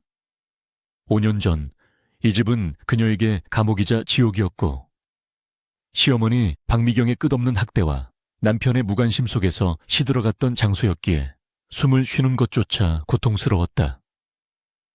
하지만 지금의 그녀는 과거에 유약했던 이서연이 아니라 세계적인 투자자 비비안 리였고 무엇보다 아들을 구하기 위해 돌아온 엄마였기에 떨리는 손을 주먹 쥐며 마음을 다잡았다. 현관 앞에는 강지훈이 직접 나와 기다리고 있었는데 빗속에서 그녀를 기다리는 그의 모습은 마치 죄를 뉘우치는 순례자처럼 처연해 보였지만 그녀는 애써 그 감상을 지워버렸다. 현관문을 열고 들어서자 익숙하면서도 낯선 집안의 풍경이 펼쳐졌는데 고가구들의 위치나 그림들은 그대로였지만 집안 전체에 흐르는 공기는 예전보다 훨씬 차갑고 적막했다. 거실 소파에 앉아있던 민재가 비비안을 보자마자 이모라고 외치며 달려왔고 비비안은 주저없이 무릎을 굽혀 아이를 품에 안았다. 아이의 천이 닿는 순간 그녀가 세워두었던 마음의 벽이 순식간에 허물어지는 것을 느꼈지만 곧이어 들려온 날카로운 목소리가 그녀를 현실로 잡아끌었다. 귀한 손님이 오셨네. 누추한 곳에 오느라 고생했어요. 2층 계단에서 내려오는 박미경 여사는 화려한 실크 드레스를 입고 가식적인 미소를 짓고 있었지만 그 눈빛은 독사처럼 번들거리고 있었다. 저녁 식사 자리는 살얼음판을 걷는 듯 위태로웠는데 긴 식탁의 상석에는 지훈이, 그 오른쪽에는 박미경이, 그리고 맞은편에는 비비안과 민재가 나란히 앉아 있었다. 식사 내내 박미경은 비비안의 출신과 배경에 대해 집요하게 캐물으며 흠집을 찾으려 애썼지만 비비안은 준비된 답변으로 유려하게 받아치며 오히려 박미경의 무례함을 우아하게 지적해 그녀의 말문을 막히게 했다. 지훈은 두 여자의 신경전을 묵묵히 지켜보며 와인잔을 기울였지만 그의 시선은 민재의 접시에 고기를 잘라주는 비비안의 손길에 머물러 있었다. 아이가 싫어하는 당근을 골라내고 좋아하는 버섯을 챙겨주는 그 자연스러운 행동은 그녀가 이 아이의 엄마라는 명백한 증거였다. 식사가 끝날 무렵 박미경은 의미심장한 눈빛으로 가정부에게 눈짓을 보냈고 가정부는 디저트를 가지러 간다며 민재를 데리고 주방 쪽으로 사라졌다. 비비안은 본능적으로 불안함을 느꼈지만 지훈이 사업 이야기를 꺼내며 주의를 끄는 바람에 잠시 시선을 돌릴 수밖에 없었다. 그런데 갑자기 저택 전체의 조명이 꺼지며 칠흑 같은 어둠이 찾아왔고 깍사는 가정부의 비명소리와 함께 우당탕거리는 소음이 들려왔다. 지훈이 즉시 자리에서 일어나 무슨 일이야 비상전력 가동해 라고 소리쳤지만 비상등이 켜지기까지 걸린 1분 남짓한 시간은 영원처럼 길게 느껴졌다. 다시 불이 켜졌을 때 주방 입구에는 가정부가 머리에 피를 흘리며 쓰러져 있었고 민재의 모습은 온데간데 없었다. 열린 뒷문으로 찬바람이 들이닥치고 있었고 바닥에는 민재가 아끼던 로봇 장난감만이 덩그러니 떨어져 있었다. 민재야, 지훈이 절규하며 뒷문으로 뛰쳐나갔지만 밖은 이미 어둠에 잠겨 있었고 멀리서 검은색 승합차 한 대가 급출발하는 소리만이 들려올 뿐이었다. 박미경은 놀란 척하며 어머, 이게 무슨 일이야, 보안팀 뭐 하는 거야 라고 소리쳤지만 비비안은 그녀의 입계에 스친 비릿한 미소를 놓치지 않았다. 이것은 명백한 내부 소행이었고 박미경이 자신을 협박하거나 지훈을 흔들기 위해 꾸민 지심이 분명했다. 비비안의 이성은 차갑게 식어내렸고 그녀는 더 이상 정체를 숨기는 것에 연연하지 않기로 결심했다. 그녀는 핸드백에서 특수 제작된 스마트폰을 꺼내며 귀에 초소형 이니어를 꽂았고 지훈이 경호원들에게 고함을 치며 우왕좌왕하는 사이 신발을 벗어던지고 맨발로 정원으로 뛰어나갔다. 제임스, 타깃 이동 시작했어. 민재 옷에 붙여둔 GPS 신호 추적해. 당장 그녀의 목소리는 파티장의 우아한 투자자가 아닌 전장의 지휘관처럼 냉철하고 단호했다. 제임스의 목소리가 이니어를 통해 다급하게 들려왔다. 신호 확인했습니다. 북쪽 폐채석장 방향으로 시속 100km로 이동 중입니다. 드론을 띄워 실시간 영상을 보내드리겠습니다. 비비안은 정원 한 구석에 주차되어 있던 지훈의 고성능 오토바이를 발견하고는 망설임 없이 올라탔다. 그녀는 드레스 자락을 과감하게 찢어 허벅지에 묶고 헬멧도 쓰지 않은 채 시동을 걸었다. 굉음과 함께 오토바이가 튀어나가는 것을 본 지훈은 멍하니 서 있다가 그녀가 향하는 곳이 범인들이 도주한 방향임을 깨닫고 자신의 채에 올라타 맹렬하게 뒤쫓기 시작했다. 폐차의 석장은 인적이 드물고 험한 지형의 위치에 있어 범죄의 온상으로 불리는 곳이었는데 납치범들은 민재를 태운 승합차를 낡은 컨테이너 박스 앞에 세우고 아이를 끌어내렸다. 민재는 공포에 질려 울지도 못하고 바들바들 떨고 있었고 복면을 쓴 남자들은 박미경에게 전화를 걸어 물건 확보했습니다. 처리할까요? 라고 물었다. 그 순간 어둠 속에서 오토바이 엔진 소리가 맹수처럼 포효하며 다가왔고 납치범들이 고개를 돌리기도 전에 비비안의 오토바이가 공중을 날아 컨테이너 위로 착지했다. 오토바이에서 뛰어내린 비비안의 움직임은 인간의 한계를 넘어선 듯 보였는데 그녀는 착지와 동시에 몸을 굴려 충격을 흡수하고는 순식간에 가장 가까이 있던 납치범의 목을 가격했다. 억!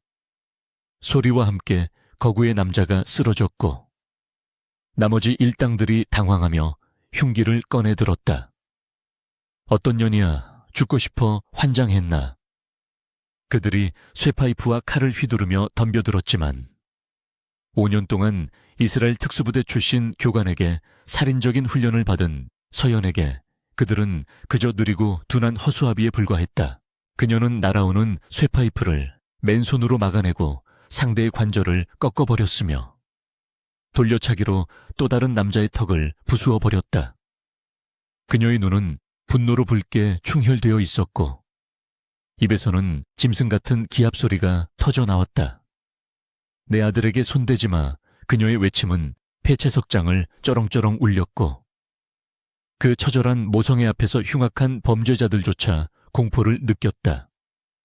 하지만 수적으로 불리한 상황에서 비비안의 체력은 점차 바닥을 드러내기 시작했고 팔과 다리에는 칼에 베인 상처들이 늘어나 붉은 피가 흰 셔츠를 적셨다. 그때 리더로 보이는 남자가 울고 있는 민재의 목에 칼을 들이대며 소리쳤다. 동작 그만 더 움직이면 애새끼 목을 따버리겠다. 비비안은 그 자리에 얼어붙었고 거칠게 숨을 몰아쉬며 남자를 노려보았다. 그 아이 털끝 하나라도 건드리면 넌 살아서 지옥을 보게 될 거야. 그녀의 경고는 섬뜩했지만 남자는 비릿한 웃음을 지으며 칼날을 민재의 피부에 더욱 깊게 눌렀다. 비비안은 절망적인 상황 속에서도 민재와 눈을 맞추며 입모양으로 괜찮아라고 말했지만 속으로는 피가 마르는 듯한 고통을 느꼈다. 바로 그 절체절명의 순간 채석장 입구에서 눈부신 헤드라이트 불빛과 함께 지훈의 차가 굉음을 내며 돌진에 들어왔다. 지훈은 브레이크를 밟지 않고 그대로 범인들의 차량을 들이받아 버렸고 그 충격으로 주변이 아수라장이 된 틈을 타치해서 뛰어내렸다. 그는 품에서 권총을 꺼내 들었는데 그것은 그가 호신용으로 소지하고 있던 것이었다. 모두 엎드려 지훈의 고함 소리와 함께 공포탄이 밤하늘을 갈랐고 당황한 범인이 민재를 잡고 있던 손을 잠시 늦춘 사이 비비안은 번개처럼 몸을 날렸다. 그녀는 숨겨두었던 단검을 꺼내 범인의 손목을 정확하게 찔렀고 칼이 떨어짐과 동시에 민재를 낚아채 자신의 품으로 끌어안았다. 비명소리와 함께 범인이 바닥에 나뒹굴었고 지훈은 달려와 남은 범인들을 제압했다. 상황이 종료되고 고요가 찾아온 채석장에는 거친 숨소리와 민재의 울음소리만이 남았다.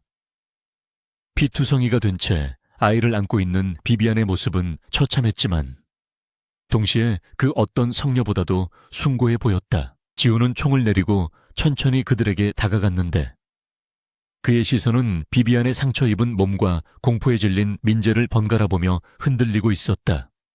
이제 더 이상 의심의 여지는 없었다.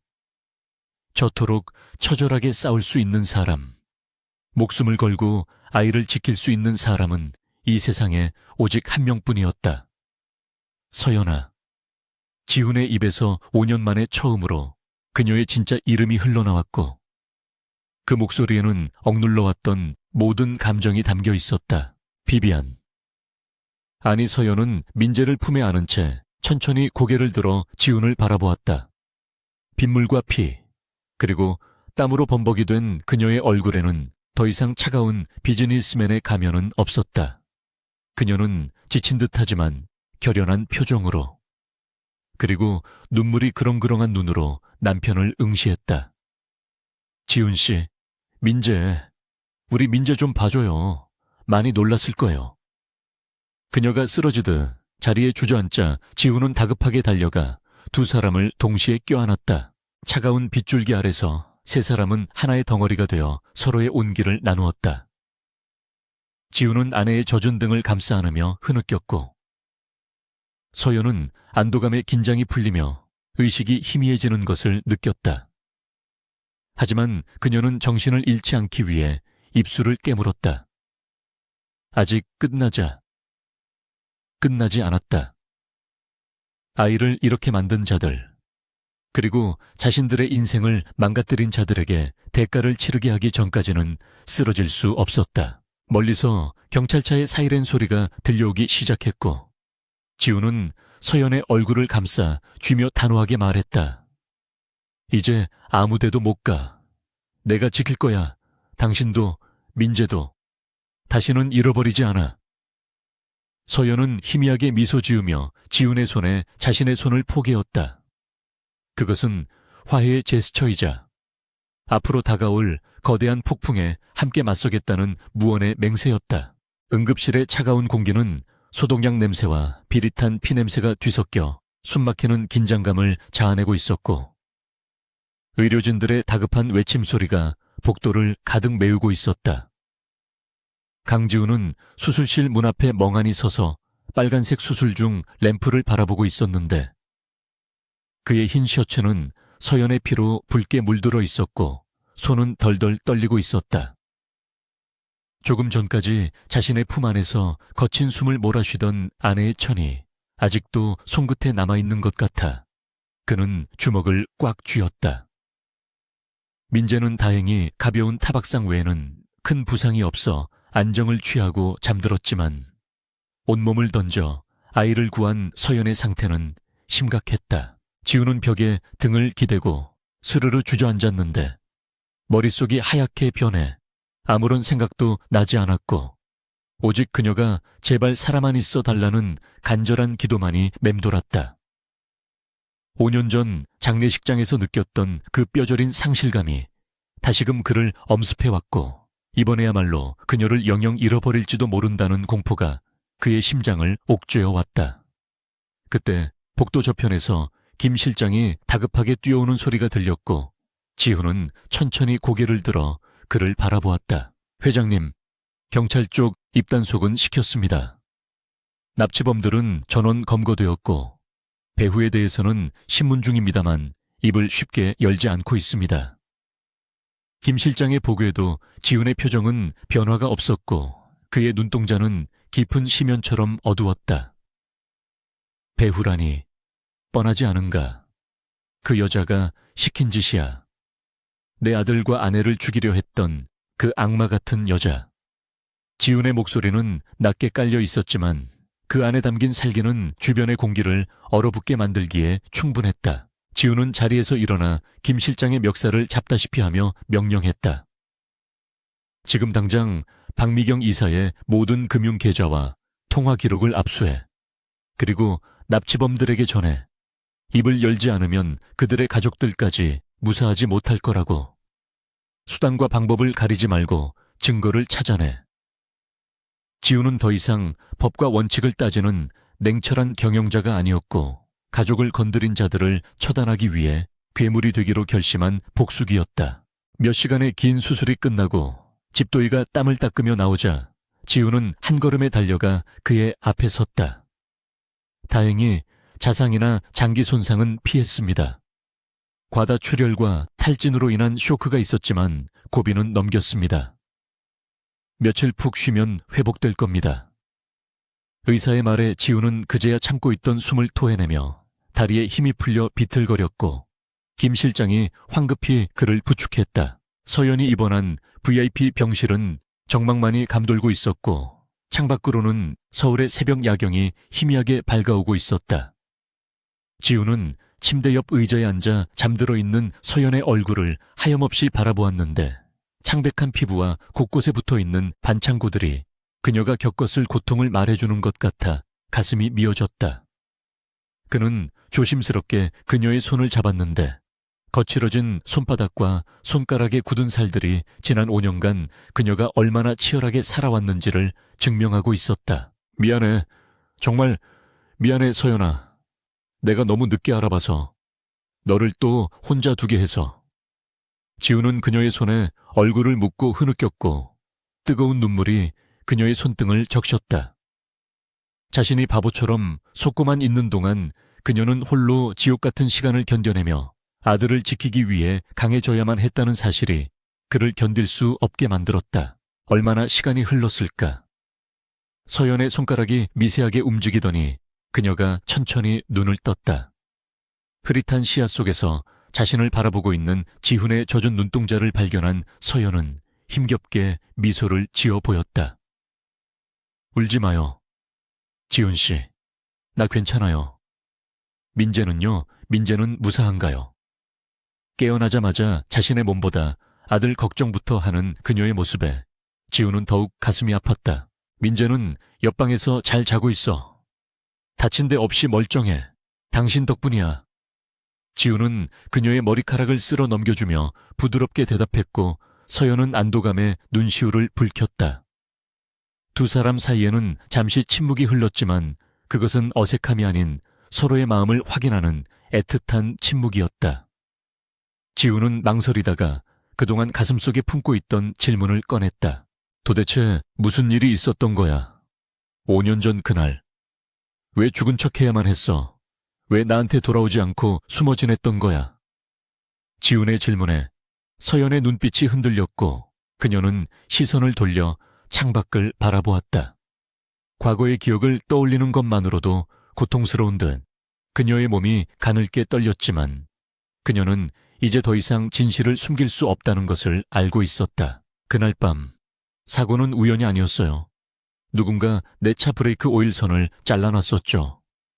서연의 담담한 고백에 지훈의 눈이 커졌다. 사고 직전 박미경 이사에게서 전화가 왔었어요. 내가 당신 곁을 떠나지 않으면 갓 태어난 민재를 가만두지 않겠다고 협박했죠.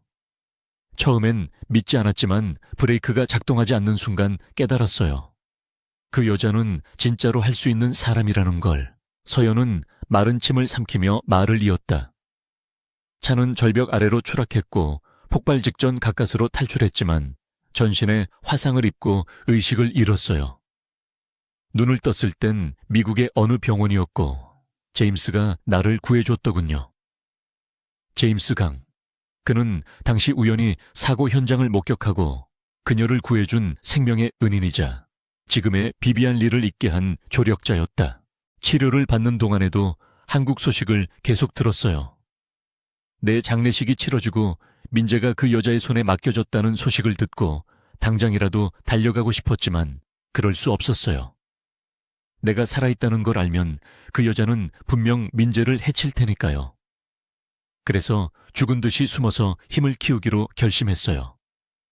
그 여자를 완벽하게 무너뜨릴 수 있는 힘을요. 서연의 목소리에는 서리빨 같은 도끼가 서려 있었다.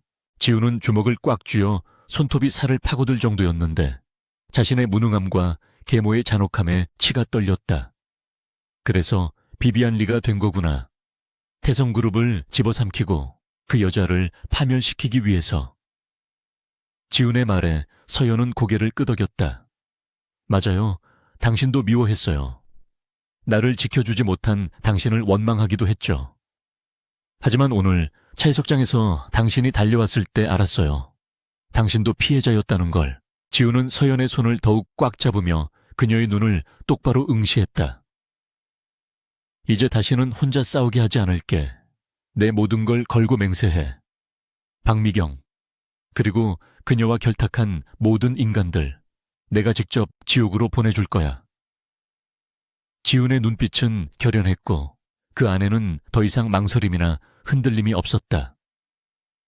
서연은 그런 남편을 보며 비로소 마음의 짐을 내려놓고 눈물을 흘렸다.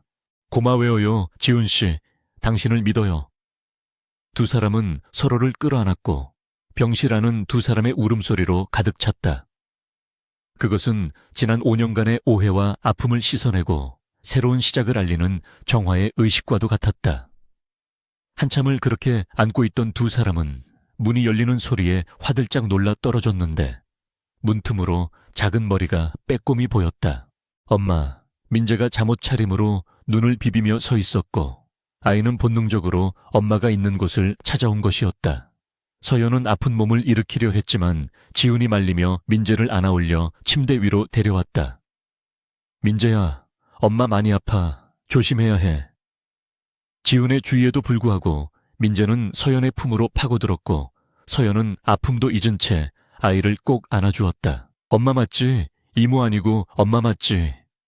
민재의 물음에 서연은 눈물을 흘리며 고개를 끄덕였다. 그래 민재야. 엄마야. 늦게 와서 미안해. 정말 미안해. 세 사람은 침대 위에서 서로를 부둥켜 안고 엉엉 울었고 그 모습을 지켜보던 간호사들도 눈시울을 붉히며 조용히 문을 닫아주었다.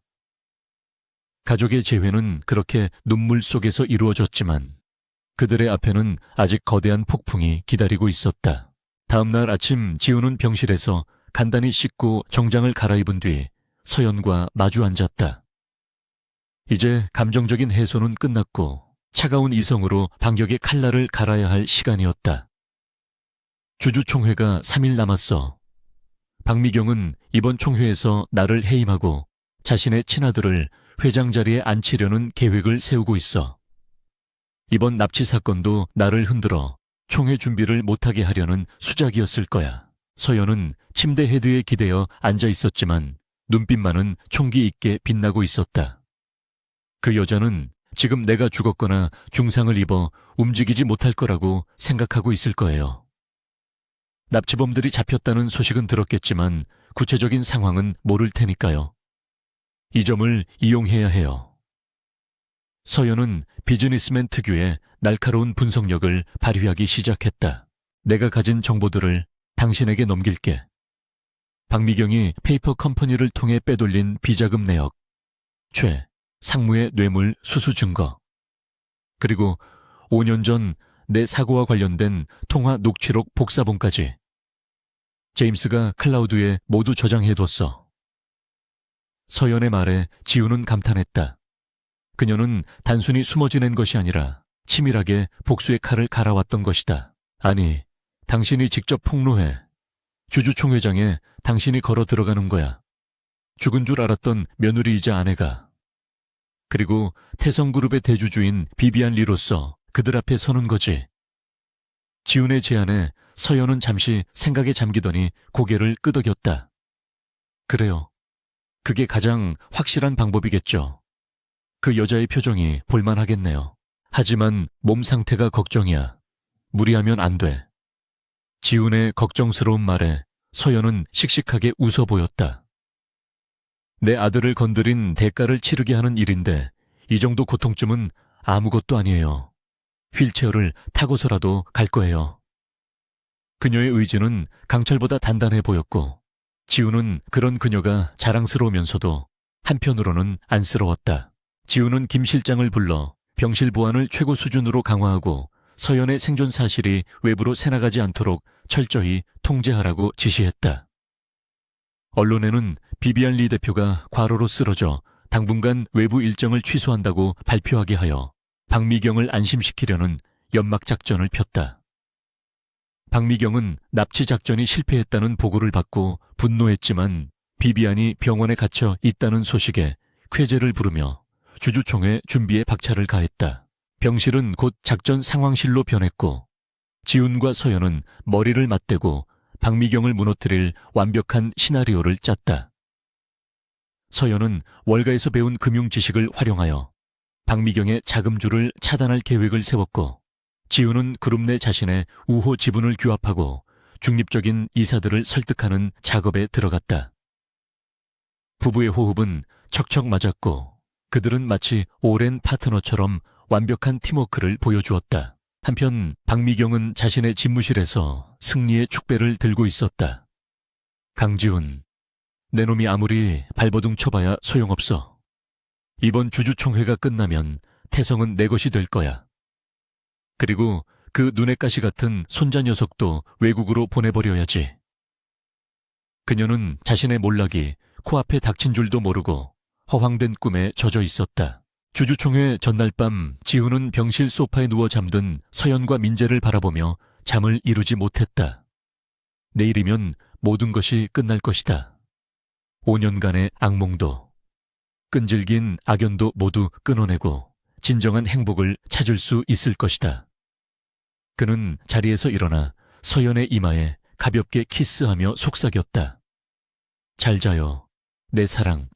내일은 당신이 주인공이 될 거야. 창밖에는 폭풍우가 몰아치고 있었지만 병실 안은 그 어느 때보다 평화롭고 따뜻했다. 폭풍의 눈 속에 들어와 있는 것처럼 고요했지만 그 고요함 뒤에는 모든 것을 휩쓸어버릴 거대한 해일이 기다리고 있었다. 내일 아침 태양이 떠오르면 태성그룹의 역사상 가장 드라마틱하고 충격적인 주주총회가 막을 올릴 것이었다. 그 시각 박미경의 수족인 최상무는 은밀하게 누군가를 만나고 있었다. 내일 총회장에서 강 회장이 무슨 수를 쓸지 모릅니다. 만약의 사태를 대비해 경호 인력을 2배로 늘리십시오. 그리고 비비안 리가 입원해 있는 병원에도 사람을 보내 감시하세요. 뭔가 찜찜합니다. 최상무의 동물적인 감각이 위험 신호를 보내고 있었지만 이미 운명의 수레바퀴는 굴러가기 시작했고 그 누구도 멈출 수 없었다. 날이 밝아오자 서연은 침대에서 일어나 거울 앞에 섰다. 붕대를 감은 몸은 욱신거렸지만 그녀는 꼿꼿하게 허리를 펴고 준비해둔 흰색 정장을 꺼내 입었다. 그것은 전투복이자 승리의 예복이었다. 메이크업 아티스트가 그녀의 창백한 얼굴에 생기를 불어넣었고 붉은 립스틱을 바르자 거울 속에는 5년 전에 유약한 며느리가 아닌 천하를 호령할 여자가 서 있었다. 준비됐어. 지훈이 문을 열고 들어오며 물었고 서연은 그를 향해 돌아보며 자신만만한 미소를 지었다. 물론이죠. 쇼타임이잖아요. 두 사람은 서로의 손을 잡고 굳건한 표정으로 병실을 나섰다. 그들의 발걸음은 당당했고 그 뒤로는 김 실장과 경호원들이 호위하며 따랐다. 이제 전장으로 향하는 길만이 남아있었다. 태성그룹 본사 대강당은 주주총회 시작 전부터 전운이 감도는 전쟁터와 다를 바 없었고 수백 명의 주주들과 기자들이 장사진을 이루고 있었다. 플래시가 쉴 새 없이 터지는 가운데 단상 중앙에는 의장석이 마련되어 있었고 그 양옆으로 이사들이 도열해 있었는데 공기는 팽팽한 긴장감으로 무거웠다. 박미경 이사는 화려한 투피스 정장을 입고 가장 상석에 가까운 자리에 앉아 여유로운 미소를 짓고 있었으나 그 눈빛은 먹잇감을 노리는 하이에나처럼 탐욕스러웠다. 그녀는 오늘이야말로 눈의 가시 같은 의부사들, 강지훈을 회장직에서 끌어내리고 자신이 그토록 갈망하던 그룹의 총수 자리에 오를 수 있는 D-Day라고 확신하고 있었다. 그녀의 곁에는 최상무가 깍지 낀 손을 테이블 위에 올려놓은 채 불안한 눈빛으로 주위를 살피고 있었는데 어제부터 비비안 리의 동태가 파악되지 않는 것이 영 마음에 걸렸기 때문이었다. 하지만 박미경은 이미 주요 주주들을 매수해 놓았고 지훈을 무능력하고 감정적인 경영자로 몰아쓸 여론전 준비까지 마쳤기에 승리를 의심하지 않았다. 그녀는 속으로 쾌재를 부르며 시계를 보았는데 약속된 시간이 되자 강지훈 회장이 수행원들을 대동하고 회의장에 들어섰다. 지훈의 표정은 평소보다 더욱 차갑고 딱딱하게 굳어 있어 주주들은 그가 이미 패배를 직감하고 위축된 것이라고 수군거렸다. 지훈이 의장석에 앉자마자 장내는 잠시 조용해졌고 곧이어 개회 선언과 함께 본격적인 공방전이 시작되었는데 예상대로 박미경 측의 공격은 매섭고 치졸했다. 최상무가 먼저 마이크를 잡고 최근의 주가 하락과 투자 실패 사례들을 나열하며 현 경영진의 무능함을 성토하기 시작했고 준비된 바람잡이 주주들이 야유를 퍼부으며 분위기를 선동했다. 강지훈 회장은 개인적인 감정에 치우쳐 회사의 이익을 해치고 있습니다. 더 이상 태성의 미래를 맡길 수 없습니다. 최상무의 선동적인 발언에 장내는 술렁거렸고 지훈은 아무런 반박도 하지 않은 채 묵묵히 그들의 떠드는 소리를 듣고만 있었다. 박미경은 지훈의 침묵을 포기로 간주하고 회심의 미소를 지으며 마이크를 넘겨받았는데 그녀는 가증스러운 연기를 펼치며 눈물을 글썽이는 신용까지 했다. 제 아들이지만 공과 사는 구분해야 합니다. 선대 회장님의 유지를 받들기 위해서라도 태성은 변화가 필요합니다. 저는 읍참마속의 심정으로 강 회장의 해임안을 발의합니다. 그녀의 발언이 끝나자마자 여기저기서 박수와 동조의 함성이 터져나왔고 분위기는 완전히 박미경 쪽으로 기운 듯 보였다. 그때 지훈이 천천히 자리에서 일어나 마이크 앞에 섰고 그의 낮고 울림 있는 목소리가 스피커를 타고 장내에 퍼지자 소란스러웠던 분위기가 일순간에 진정되었다. 해임안 표결에 앞서 주주 여러분께 꼭 소개해드려야 할 분이 있습니다. 이번 사태의 진실을 밝혀줄 핵심 증인이자 우리 그룹의 새로운 대주주입니다. 지훈의 말에 박미경의 미간이 찌푸려졌고 주주들은 서로 얼굴을 마주보며 의아해했는데 새로운 대주주라니 금시초문이었기 때문이었다. 지훈이 입구 쪽을 향해 손짓하자 육중한 문이 열리며 휠체어를 탄 한 여인이 모습을 드러냈는데 그녀의 등장은 그 자체로 충격적이었다. 순백의 정장을 입고 휠체어에 앉아있는 그녀는 머리에 붕대를 감고 있었지만 그 기품과 아우라는 감출 수 없었고 수많은 카메라 플래시가 그녀를 향해 집중 포화를 쏟아냈다. 그녀가 고개를 들어 얼굴을 드러내는 순간 장내에 있던 올드 멤버들과 박미경은 귀신이라도 본 듯 경악하며 자리에서 벌떡 일어났다. 저 얼굴은 객석 곳곳에서 탄식이 흘러나왔고 박미경은 사색이 되어 뒷걸음질 쳤는데 죽은 줄 알았던 며느리 이서연이 살아서 그것도 주주총 회장에 나타났기 때문이었다. 서연은 김 실장의 도움을 받아 단상 위로 올라갔고 지훈이 그녀에게 마이크를 건네주자 그녀는 떨리는 손으로 마이크를 잡고 심호흡을 했다. 안녕하십니까. 태성그룹 주주 여러분, 그리고 어머니, 오랜만입니다. 그녀의 목소리는 차분했지만 그 안에 담긴 힘은 강렬했고 장내는 물을 끼얹은 듯 조용해졌으며 모든 시선이 그녀의 입술에 고정되었다. 저는 5년 전 불의의 사고로 사망 처리되었던 강지훈 회장의 아내 이서연입니다. 그리고 현재 골든게이트 캐피털의 아시아 대표 비비안 리이기도 합니다. 그녀의 정체가 밝혀지는 순간 장내는 발칵 뒤집혔고 기자들은 특종을 잡기 위해 미친 듯이 셔터를 눌러댔다. 박미경은 비명을 지르며 단상으로 달려들려 했지만 경호원들에게 제지당했고 그녀는 악에 바친 목소리로 소리쳤다. 거짓말이야. 저건 사기야. 내 며느리는 죽었어. 어디서 감히 죽은 사람 행세를 해. 하지만 서연은 눈 하나 깜짝하지 않고 대형 스크린을 가리켰고 화면에는 준비된 영상이 재생되기 시작했다. 첫 번째 영상은 5년 전 사고 당일 박미경이 청부업자에게 돈을 건네며 서연의 차에 손을 대라고 지시하는 장면이 찍힌 CCTV 영상과 통화 녹취록이었다. 브레이크를 확실하게 손봐. 사고사로 위장해야 해.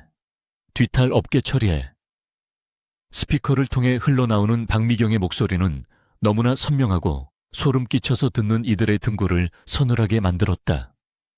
주주들은 경악하며 박미경을 쳐다보았고 박미경은 아니야, 저건 조작된 거야, 딥페이크라고 라고 소리쳤지만 그녀의 목소리는 이미 떨리고 있었다.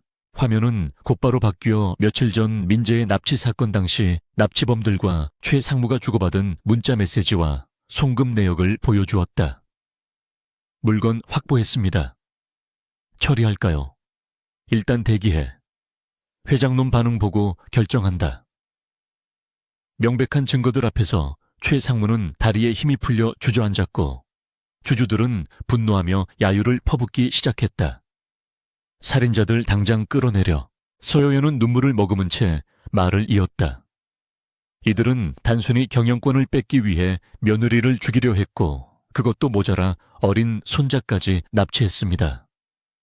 이런 부도덕하고 잔인한 사람들에게 태성그룹의 미래를 맡길 수 있겠습니까?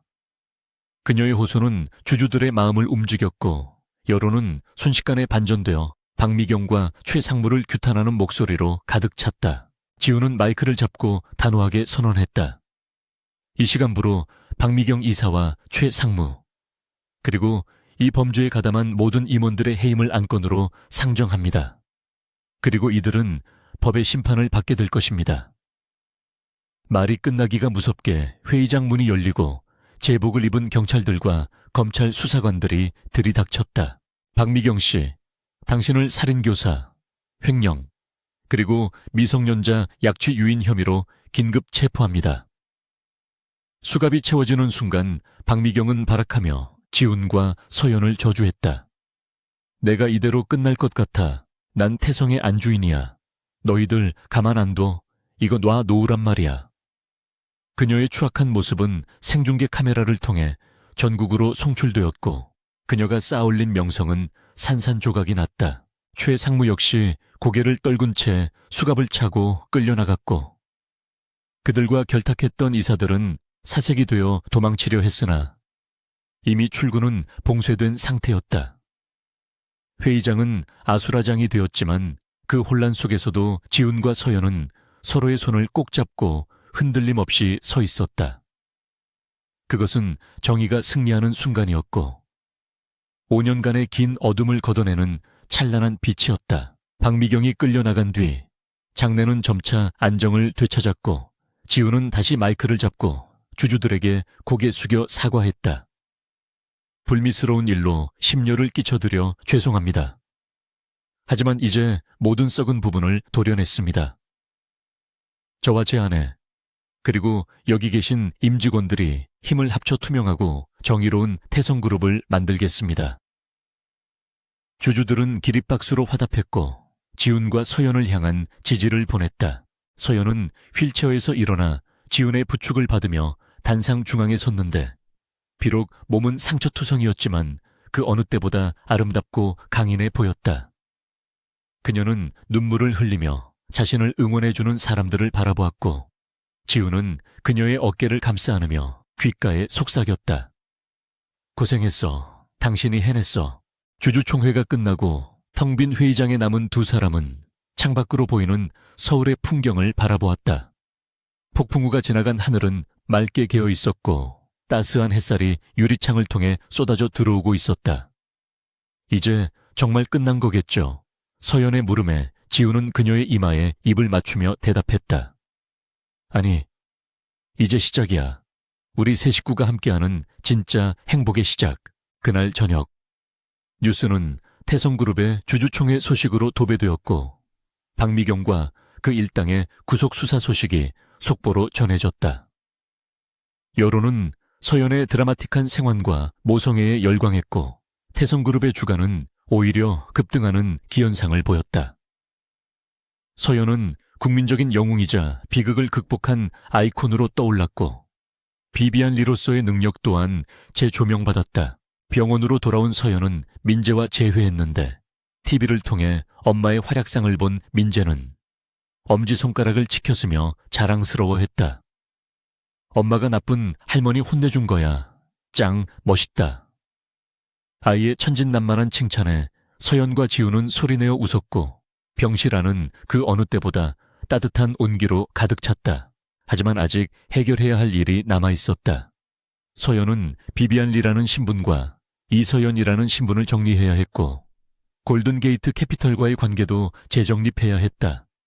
제임스 강이 병실을 찾아와 서류 가방을 내려놓으며 말했다. 본사에서는 당신의 결정을 존중하기로 했습니다. 한국지사 대표직을 유지하든 사임하든 당신 뜻대로 하라고 하더군요.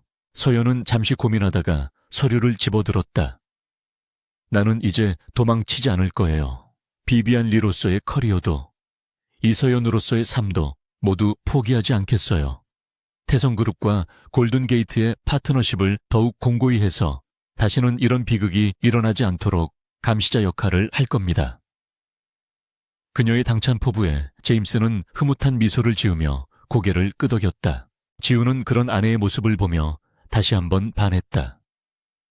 과거의 그녀가 보호 본능을 자극하는 연약한 꽃이었다면 지금의 그녀는 비바람을 견뎌내고 뿌리 깊게 내린 거목과도 같았다. 그는 그녀의 곁에서 평생 그녀를 지지하고 사랑할 것을 다짐했다. 며칠 후 서연의 퇴원날 병원 앞은 수많은 인파로 북적였다. 지우는 민재를 안고 서연의 휠체어를 밀며 로비로 나왔고 쏟아지는 플래시 세례 속에서도 세 사람은 당당하게 미소 지었다. 기자가 물었다. 사모님, 지난 5년간 가장 힘들었던 점은 무엇입니까? 서연은 잠시 지훈과 민재를 바라보며 대답했다. 사랑하는 가족을 보고 싶어도 볼 수 없다는 그리움이었습니다. 하지만 그 그리움이 저를 버티게 한 힘이기도 했습니다. 그녀의 대답은 진심이었고 듣는 이들의 가슴을 울렸다. 차에 오르기 전 지훈은 서연을 안아 차에 태우며 말했다. 집으로 가자. 우리 집으로. 우리 집이라는 단어가 주는 안도감의 서연은 눈시울이 뜨거워졌다. 이제 그녀에게는 돌아갈 곳이 있었고 기다려주는 사람이 있었다. 차는 병원을 빠져나와 평창동 저택으로 향했고 그 길은 과거의 고통을 뒤로하고 희망찬 미래로 나아가는 길이었다. 하지만 운명의 신은 아직 그들에게 마지막 시험을 남겨두고 있었다. 구치소에 수감된 박미경이 면회를 온 변호사에게 은밀한 쪽지를 건네며 섬뜩한 미소를 지었다는 소식이 김 실장을 통해 전해졌다. 끝날 때까지 끝난 게 아니야. 내 숨이 붙어있는 한 너희들은 절대 행복해질 수 없어. 그녀의 마지막 발악은 무엇일까? 지우는 보고를 받고 표정이 굳어졌지만 이내 서연의 손을 잡으며 마음을 다잡았다. 어떤 시련이 와도 이제는 두렵지 않았다. 그들은 함께였으니까. 차 안에서 잠든 민재의 얼굴을 바라보며 서연은 지훈의 어깨에 머리를 기댔다. 지훈 씨, 나 배고파요. 당신이 끓여준 라면 먹고 싶어요. 뜬금없는 그녀의 말에 지훈은 피식 웃음을 터뜨렸다. 세계적인 CEO 비비안 리가 고작 라면이라니. 좋아, 집에 가면 특제 라면 끓여줄게. 대신 평생 내 옆에서 먹어야 해. 그거 프로포즈인가요? 서연이 장난스럽게 묻자 지훈은 진지한 표정으로 대답했다. 아니, 계약 연장이야. 종신계약. 두 사람의 웃음소리가 차 안을 가득 메웠고 밖에는 따스한 봄 햇살이 내리쬐고 있었다. 긴 겨울이 지나고 바야흐로 봄이 오고 있었다. 그들의 인생에도 진정한 봄이 찾아온 것이었다. 계절은 어느덧 바뀌어 차가운 바람이 물러가고 따스한 봄 기운이 완연한 5월이 되었지만 서울중앙지방법원 대법정의 공기는 여전히 한겨울처럼 서늘하고 무거웠다. 오늘은 태성그룹 경영권 분쟁과 관련된 살인 미수 및 횡령 사건의 최종 선고 공판이 열리는 날이었고 법정안은 수많은 취재진과 방청객들로 발 디딜 틈이 없었다. 피고인석에 앉은 박미경과 최상무는 수의를 입은 초라한 모습이었는데 특히 박미경은 지난 몇 달간의 수감 생활로 인해 화려했던 옛 모습은 찾아볼 수 없을 정도로 늙고 병약해 보였다. 그녀는 재판장이 판결문을 읽어 내려가는 동안에도 고개를 뻣뻣하게 들고 있었는데 그것은 마지막 남은 자존심이자 도끼였다. 방청석 맨 앞줄에는 강지훈과 이서연이 나란히 앉아 재판 과정을 지켜보고 있었는데 두 사람은 서로의 손을 굳게 잡고 있었다. 서연은 재활치료를 통해 건강을 거의 회복했지만 아직 걸음걸이가 조금 불편해 지팡이를 짚고 있었는데 그것마저도 그녀의 권위를 상징하는 소품처럼 보였다. 재판장이 주문을 낭독하기 시작하자 장내는 물을 끼얹은 듯 조용해졌고 판사의 입에서 피고인 박미경에게 무기징역을 선고한다라는 말이 떨어지자마자 법정안은 술렁거림으로 가득 찼다. 박미경은 판결을 믿을 수 없다는 듯 자리에서 벌떡 일어나 고함을 질렀다. 이건 모함이야. 내가 태성그룹을 위해 얼마나 헌신했는데. 강지훈, 이 배은망덕한 놈 네가 나한테 어떻게 이럴 수 있어. 그녀의 절규는 교도관들에 의해 제지당했고 그녀는 끌려나가면서도 끝까지 지훈과 서연을 향해 저주를 퍼부었다. 하지만 지훈은 눈 하나 깜짝하지 않고 차가운 눈빛으로 그녀의 몰락을 지켜보았는데 그것은 5년 전 억울하게 죽어야 했던 아내와 공포에 떨었던 아들을 위한 정당한 심판이었다. 서연은 지훈의 손을 더욱 꽉 잡으며 나직하게 속삭였다. 이제 정말 끝났어요. 악몽은 사라졌어요. 박미경이 구치소에서 변호사를 통해 꾸미려던 마지막 계략, 즉 태성그룹의 기밀 문서를 조작해 언론에 유포하려던 계획은 서연의 정보망에 의해 사전에 발각되어 무산되었다. 서연은 제임스 강을 통해 해당 변호사를 매수했고 조작된 증거들을 역으로 이용하여 박미경의 죄를 추가하는 결정적인 증거로 제출해버렸다. 그것은 비비안 리로서의 치밀함과 이서연으로서의 집념이 만들어낸 완벽한 승리였고 박미경은 자신이 쳐놓은 덫에 스스로 걸려들어 영원히 빠져나올 수 없는 감옥에 갇히게 된 것이었다. 재판이 끝나고 법원 로비로 나오자 수많은 기자들이 벌떼처럼 몰려들었고 플래시 세례가 쏟아졌지만 지훈과 서연은 당황하지 않고 여유로운 미소를 지으며 인터뷰에 응했다.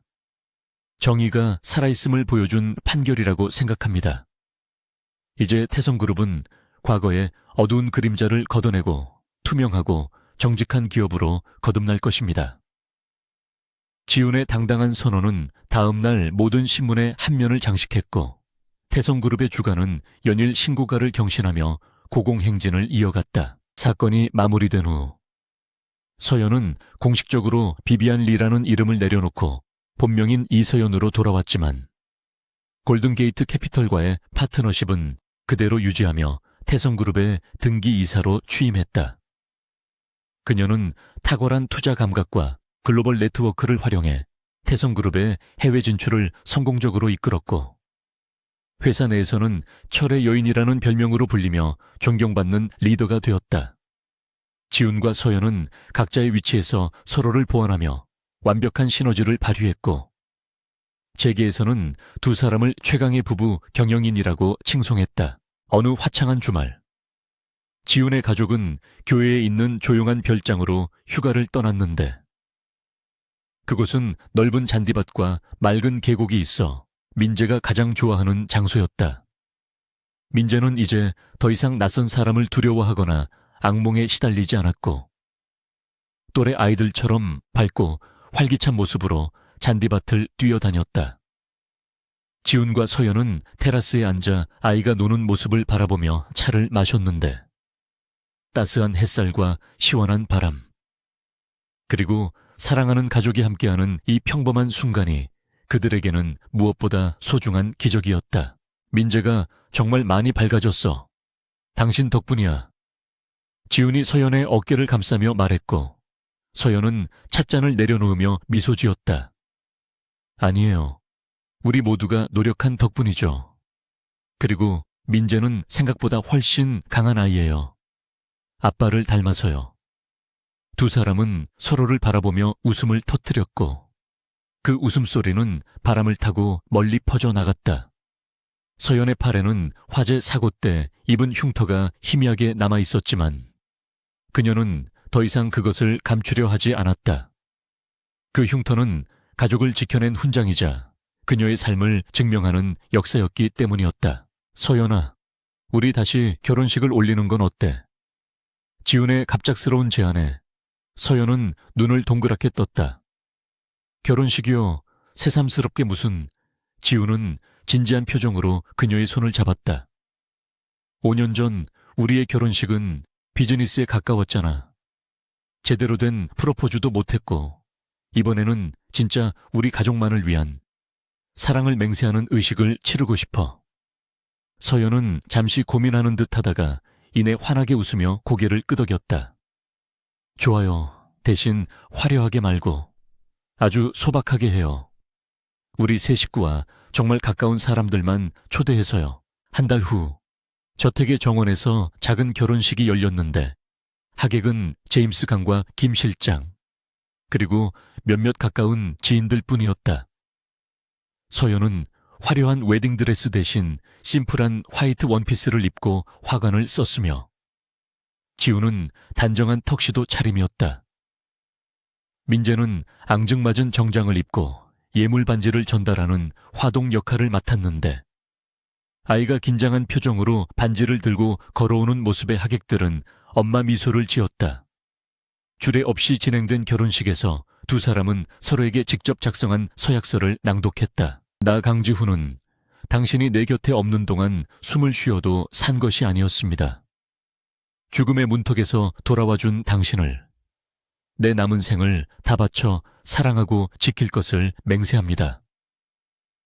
지훈의 목소리는 떨리고 있었지만 진심이 가득했고 서연은 눈물을 글썽이며 그의 눈을 바라보았다. 나 이서연은 낯선 이름으로 당신 앞에 섰던 그 순간에도 당신을 사랑했습니다. 비바람이 몰아쳐도 당신과 민재라는 든든한 뿌리가 있기에 흔들리지 않을 것입니다. 영원한 당신의 아내이자 동반자로서 함께하겠습니다. 두 사람이 반지를 교환하고 입을 맞추는 순간 민재가 엄마, 아빠 뽀뽀해 라고 외치며 달려와 다리에 매달렸고 식장은 웃음바다가 되었다. 지훈은 한 손으로 서연을 안고 다른 한 손으로 민재를 안아 올렸고 세 사람은 세상에서 가장 행복한 표정으로 사진을 찍었다. 그 사진은 훗날 태성그룹의 역사관 한가운데에 걸리게 되는데 그것은 기업의 성공보다 가족의 사랑이 더 위대하다는 것을 보여주는 상징물이 되었다. 제임스 강은 결혼식이 끝난 후 서연에게 작별 인사를 건넸다. 보스, 이제 제 임무는 끝난 것 같습니다. 당신은 더 이상 제가 지켜줘야 할 비비안이 아니라 스스로 빛나는 이서연이 되었으니까요. 서연은 아쉬운 마음에 눈시울을 붉혔지만 그를 붙잡지 않았다. 고마워요, 제임스. 당신이 없었다면 지금의 나도 없었을 거예요. 언제든 놀러와요. 여기는 당신의 또 다른 고향이니까요. 제임스는 쿨하게 손을 흔들며 공항으로 떠났고 서연은 그의 뒷모습을 보며 새로운 시작을 실감했다. 그날 밤 민재를 재우고 난 뒤 지훈과 서연은 와인잔을 들고 정원 벤치에 앉아 밤하늘을 올려다보았다. 서울의 밤하늘에는 별이 잘 보이지 않았지만 그들의 눈에는 수만 개의 별이 반짝이는 것처럼 보였다. 참 신기해요. 낯선 미녀를 껴안은 아들을 보고 질투하던 회장님이 이제는 팔불출 남편이 되셨으니 말이에요. 서연의 농담에 지훈은 쑥스러운 듯 코를 만지작거렸다. 그때 당신을 처음 봤을 때 심장이 멎는 줄 알았어. 낯선 여자에게서 내 아내의 향기를 느꼈으니까.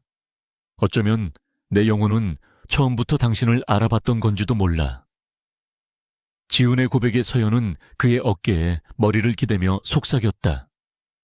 나도 그랬어요. 가면을 쓰고 있었지만 당신이 나를 알아봐 주기를 간절히 바랐어요. 그리고 당신은 결국 나를 찾아냈죠.